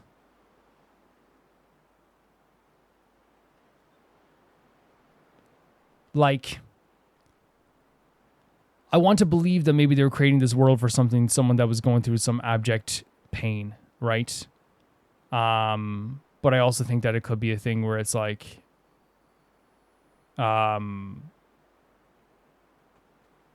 you know, it could be a thing where like it's under the control of her as well. It could have been enticed by her as well. But I'd like to think that it's also like maybe there is like some emotions there too for this character to create something for Sirene as well.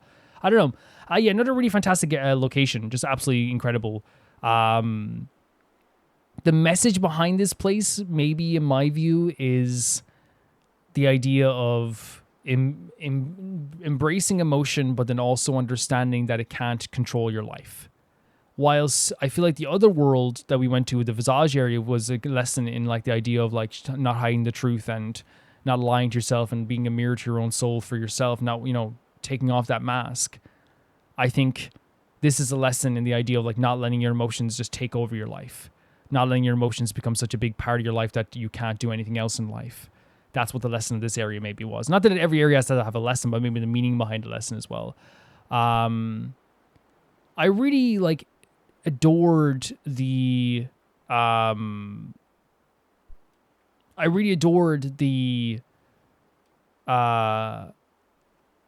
area itself. I thought it was fantastic. I thought it looked amazing. I thought it had an incredible visual and incredible style, and it had beautiful lighting, and the music was so gorgeous too, and the battles were really, really interesting also.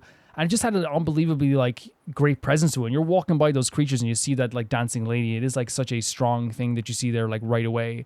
It's such a it's such a like scary presence in the distance, and it's like something you're always reaching towards, and it's like something physical on the map as well. But it had a lot of beautiful moments, had a lot of amazing places, had a lot of places that made me feel uncomfortable as well. I think that's the whole point of this whole area as well. But I thought it looked really, really fantastic regardless. But that is like, you know, what's so beautiful at Clair Obscur is that the most beautiful places are also the most like dark and horrid. But I still love the way it looked. I really loved the way it looked. It was really, really cool as well. Had an unbelievably amazing time with this as well, guys. I know like we didn't have like a like big moments in story, but I think there was like all like on the surface type stuff here as well, but that made it really, really fantastic and made the whole place feel very, very beautiful. I enjoyed myself like quite a bit going through this world. In terms of the stuff that happened with Mael at the end, it's very clear that like, you know, there's a target on Mael. It's very clear they're still targeting Mael. Alicia, that woman as well with the blank face, targeting Mael. And they're not going to let up on her, and they still, you know, just like the same way, not in the same way, but like there's a line where like, you know, obviously like where you can see Monoko and Verso want Mael for some reason, right? And the same way like you can see a line where it's like at the other end of the spectrum, it's like also Renoir, Alicia, and that other lady clearly want Mael in some way too. It's very worrying, and it's getting more and more worrying because I feel like the target on her back is becoming way more like forceful. So we'll have to like make sure we can like make sure she's okay in the end, honestly. Yeah, really amazing area, really fantastic time in this episode, guys. I had such an amazing time with this. I think it's such an incredible location with incredible music, incredible style, all the stuff as well. Yeah, just a really, and I love like even like the visuals with the fabric looking like it was like the inside of like a body. It was like felt like it was alive. The thing is with the boss battle itself is like, again, amazing set piece, amazing music, all this stuff too. I think it's very easy to gain levels in this game. It is, and here's the thing: I'm not going to hold back and be like, you know, I'm not leveling up because I feel like that's very silly too. I'm still having fun. I'm still having a great time, and I feel like, you know, I don't want ever to push back on myself like for rewarding myself for like, you know, fighting battles and, you know, doing okay. And I feel like that's the worst way you can like end a battle and be like, oh well, I feel like I did too good. I'm not saying I did too good. I failed a bunch of times there, and I had to like bring in the reserve team, you know. So I don't think we can say plainly that the boss battle was just like, you know, absolutely easy, because I think it was one of those situations where like we got trounced in the first part of it. Yeah, 110%. But yeah, another beautiful set piece, great location. The mini boss enemy with the spindle on the chest and sewing things was such a cool idea as well. And the whole location as well, even existing, is a marvel. If you want to see these videos early, you can do so on YouTube members or on Patreon for €1 or whatever is in your currency, and you get every single Clair Obscur video early and every video on the channel early as well. If you want to see your name go by in the text credits, which is going by right now, That is the Chunky Baby Gangsta tier at €10, and you get your name in every single video in the credits at the end of the video. And if you want to hear your name be shouted out as a verbal shout out every single video, that is They Can Never Repay the Baby Gangsta tier, and is the highest tier at €15, and you get your name read out every single video, not just Clair Obscur.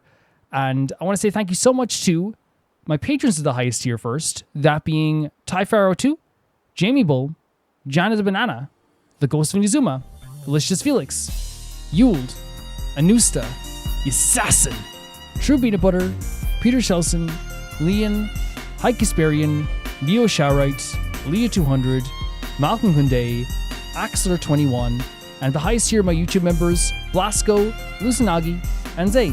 See you guys soon. Bye bye.